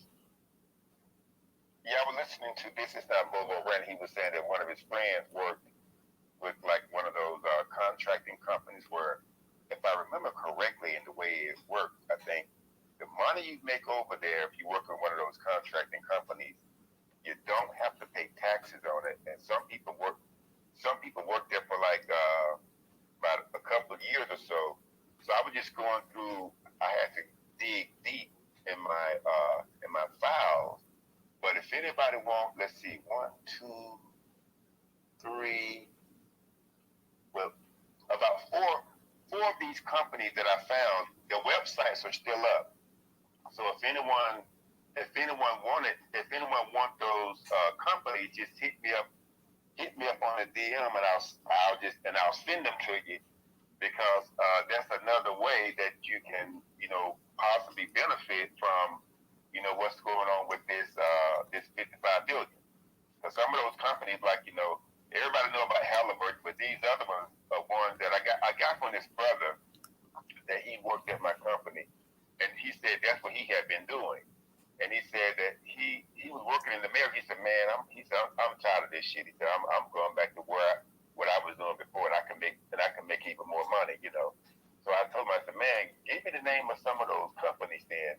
And he gave me the name of them. Some of them are aerospace companies like Honeywell and Lockheed Martin and others, But then there's a few others too. But that you can contract through them with whatever, depending on the skill set they may need. But if anybody wants them, just hit me up on the DM and I'll send them to you. I'll land with that. Hey, news also too to come behind original. If you really want to work at those places, I can go right now and talk to people that are foremen there and have been foremen there if you're really serious. But like I say, coming behind original, you do have to pay taxes if you stay for a certain amount of time. If you stay over so many months, they'll tax you. If you don't, they won't tax you. And it depends on your skill set. Like if they'll hire people with no craftsmanship. You still hire you, but people with craftsmanship, man, you could go out there and stay 6 months and you can make like 90 grand tax free in 6 months. But I think if you stay over 6 months, they're gonna tax you. Oh, thanks for that correction. All righty. Anybody else want to say something, add to the conversation? It's not that they bold, it's that they know that's the fight they have to win. Y'all do know none of these countries in Africa have a navy. That's why the Somalians are pirates the way they are. They have to beat the European Navy in order to start having some leeway. Right. Okay. These little boats are some shits that I would have made in 3rd grade, bruh. They need to stay their ass out the ocean. They can't beat anybody. If this was back in 1250 or whatever, when cannons and stuff was coming out, okay, they might have a chance, but they can't beat anybody with a halfway decent navy. It's just suicide, man. It's nothing they can do at this point. So I mean, how else do they stop colonial? they ain't stopping anything. They getting chopped in half, like with choppers. I mean. I understand that, but that's the only way. You get what I'm saying? They don't have a navy. We have a navy. Europe have a navy. White folks have a navy. If you don't have a navy, hey Black, if you don't have a navy, then stay your ass off the ocean, and you definitely don't go ahead and start running behind these damn these damn 1,000-ton damn. I mean, it just don't make any sense. What we talk about is pointless if you can't defeat a navy. They control the waters, and then they control your land. Get it? What I'm saying is you have to be realistic. To build an aircraft carrier, just to build it is $10 billion. We're not talking about feeding people 3 meals a day, obviously paying the crew and all those other things like that go into it. It's $10 billion just to build it. And when the aircraft carrier, but it's no law that say one single person can't buy. I'm brother. Give me just a second, okay? But when an aircraft carrier deploys, it doesn't just go by itself. There are submarines in the water. We have DDGs, which are guided missile destroyers. We have a whole fleet of ships that we take with us. These 3 pirates in a damn little boat are going to defeat the world's biggest navy. That's not how it's going to happen. Do y'all understand what I'm trying to state? Hey, brother, y'all talking about why they so bold? They got little man complex. No, they know that's the fight they have to win. None of their countries own the navy. This is why Europe has colonized Africa, and they will continue to until these people lift up and buy Navy weapons like a submarine or a U.S. carrier. You see what I'm saying? It's not fast to happen to infiltrate what's going on to black people in general. It's not what I'm saying? It's not that. What you don't realize is black people. I'm sorry. Go ahead. Black people could get together and buy a Navy ship. They can buy submarines if they want to. There's no law that say these people can't buy it. Yeah, they cost billions and trillions of dollars. That's why Europe has the advantage, and they're generational wealthy to do this off the black people. No matter what. Okay, brother. Okay, real quick. I mean, we all understand. First off, it wasn't just ships why they colonized Africa. It was because they had damn guns and cannons. So they upped their technology. Now they got bombs and everything else. There's 6 powers. That's what? Airports. There's 6 powers. There's Air Force. Yeah, but when they colonized Africa, when they colonized Africa, bro, they didn't have an Air Force. 54. Exactly. That's what I'm trying to state.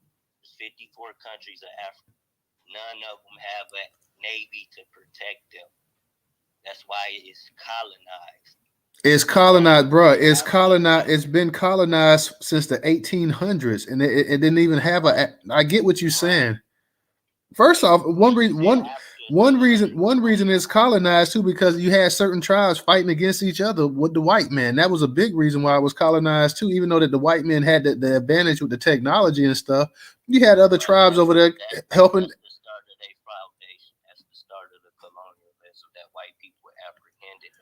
Okay, bro. My point. Real quick, Black MacGyver. Real quick. What does Somalian pirates, up here trying to go against the United States? I mean, because first off, that's a joke, anyways. I mean, you can talk about they trying to protect this or protect that. They can't protect shit. Okay, you got little wooden boat. What you saying about unite, how Africa has united, how we are distant from Africa. Africa's never united. I mean, they've never been united. It's a continent. But we haven't.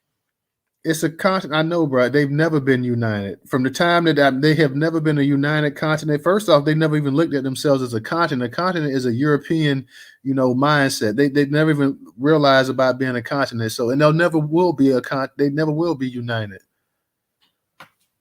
Yeah, it's not enough just to have a boat. That don't really mean shit. Obviously, the aircraft carriers, when they go out, they have, a shit ton of bombs and nuclear weapons. All of these ships can literally blow up an entire country 3 or 4 times over. And I'll say this too, right? That's the disadvantage. This is why these countries can't do or make the move that we all think about making the moves over here in America, because we don't own a navy. The Navy controls the water, the 7 seas, the oceans. Cause they got the money. If they put their resources together, if they just stop getting cheated with their resources, because they were buying jet fighters and everything else over there. Nigeria and them got the money. If they went ahead and they stopped being corrupt and this and that, they got 100% control of their resources. Right? You just said Africa is still under I said if they got it together, they could go ahead and buy this stuff. How can they get it together if white people know that they not letting them do that? Okay, cuz they can't. You're right. Then they can't do anything except be a big child and just sit up there and for the rest of the time on this in this world, just sit up there. Yeah. Who's gonna set them free? Who's gonna set them free? Who gonna set them free, bro? Who gonna set them free? That's the whole point I'm trying to make. I don't know what point you're trying to make. Truthfully, once any of us black people become aware to have a navy along with whatever we trying to get out of, whatever we trying to do to go against whatever there is that's trying to keep us and oppress us, that's the point. They're not going to let us do it because they know we will take over. Okay. If we get our hands on submarines and fighter jets and Navy carriers, that's never gonna happen. That's never gonna happen. That's not gonna happen. Just like how y'all think the Somalians is different and stupid and ignorant, they still try. That's the point I'm trying to make because they know if they knock that part out of them, then they got some way to fight. There's an evil fight. Just say this. Say you do buy a submarine, right? That little small part about the nuclear fuel cells, who gonna sell that to you? And then the things that is armed with, who gonna sell that to you? And then once all the hostile nations see you have a submarine, you dead. That's just that shit. What you talking about is a fairy tale. That's just never gonna happen. Black pressure, you Don't never say never. Black pressure, you could do it, but you would have to go the route of North Korea. You would almost have to get in arms. I mean, North Korea has those type of weapons, but you're gonna deal with somebody like North Korea. So I mean, it could be done, but I mean, it wouldn't be easy. That's for certain. Hey, Black MacGyver, we who is that? Hold on, real quick. Let me let Carlos speak because he's got his hand up and he hadn't had a chance to speak. So, Carlos, go ahead and unmute your mic real quick. Hey, what's up, peace family? I just wanted to clarify something for the people that were talking about the overseas contracting. I'm in Poland right now doing that. I've been doing it since 2008, overseas contracting, and it's tax free up until 98,000. It's no time. Once you make over 98,000, that's when you get taxed, and that's every year. Hey, brother, you with Brown and Root? Who you with? KBR right now. I got you. Yeah, but I was with other companies also. I've been with like 3 or 4 different companies over in Afghanistan. So, and it's very lucrative, but the key thing is you want to make sure you get on a DOD contract. Yeah. I turned down a CBNI like 5 years ago. They wanted me to go out there, but I turned them down. Yeah, I mean, it depends on the contract you get on, but they have one position called labor foreman, where all you did was take the local nationals to their work site and then come back and inspect it. As long as you don't get caught sleeping, you was making $85,000 a year. And I mean that's good for if you just jump on something, if you want to do something, you don't have like a huge skill set or something that's really in demand. Hey, that's the way to go. See, they wanted me to go as a lattice crane operator, but when I started asking questions, they said there are you go to certain spots sometimes and they couldn't guarantee your safety. I was like, fuck you, and I just turned them down. Well, it depends. Like when I was in Afghanistan, I was in charge of all of southern Afghanistan, and so I was moving from camp to camp. It's risky, but over in Poland now is no war technically. So it's pretty chill. It's the freest money I've ever made. When you say camp to camp, you mean like under like U.S. or European control, like as in bases or contracts that's obligated under their negotiations. Other than that, everything is just free will. You could be over on your own time too, then, right? No. Now you're working for something. You're working for a company. Right. You work for that company and. Right. And this company is contracted under European or U.S. negotiations on whatever they doing. It depends on what company you work for. Right. So some of them can be private or some of them can be corporate owned. Yeah. Right. Now they're all publicly traded. So right. Let me ask you this, right, brother? So y'all live in a man camp? It's females over, but not. I mean, well, yeah, I'm pretty sure it's female, but I mean, y'all live in the camp, right? Well, here we're in the Holiday Inn Express. Oh, y'all in the hotel? Oh, wow. Yeah, I got to get some of that. Yeah, man. I just followed you, man. I know they need truck drivers, right? They need mainly like heavy equipment operators, like at the for the airport operations, things like that. Okay. Do they want you to have an NCCER, or you could just have experience? You can just have experience. Gotcha. I mean, you get certified. You know, when you get over here, you just have to be able to obtain and maintain a secret clearance. That's it. I asked. Hey, real quick, because we kind of getting away from the discussion a little bit, and we're not going to have the space open too much longer. So I want to just go ahead and try to keep this focus on the actual topic as much as possible. A piece of you, Carlos, I appreciate you chiming in and stuff, but we're gonna get ready to close this space out in a little bit. So I want to get whoever wants to go ahead and speak, and just try to keep it on the topic as much as possible, because we're gonna be closing the space out in a little bit here. Volvo, you got your hand up. So what's up? Yeah. I just wanted to touch. It's kind of on topic, but I'm not sure about the Somalian thing. I just wanted to just say, they not really out there looking for military ships. They looking for cargo ships. They just criminals. That's it. They not with the government. They not part of no Navy. They don't care about that. They just hungry. They just looking to hit a lick. They just taking a boat, a bullshit boat, and an AK-47, and they just going out there to see what they can go steal. That's it. Those guys are not sophisticated. They not doing nothing special. They just thirsty. They just going out in the ocean, seeing if they can catch a ship on that side of the world. That was all I wanted to add. Yeah, and I pretty much agree with you on that part right there. Anybody else wants to? Hey, bro, come on, man! Like you just come out of nowhere. Like you raise your hand not one time in the space tonight. Everybody else raise their hand. You raise your hand not one time. Go ahead, man, and get it in.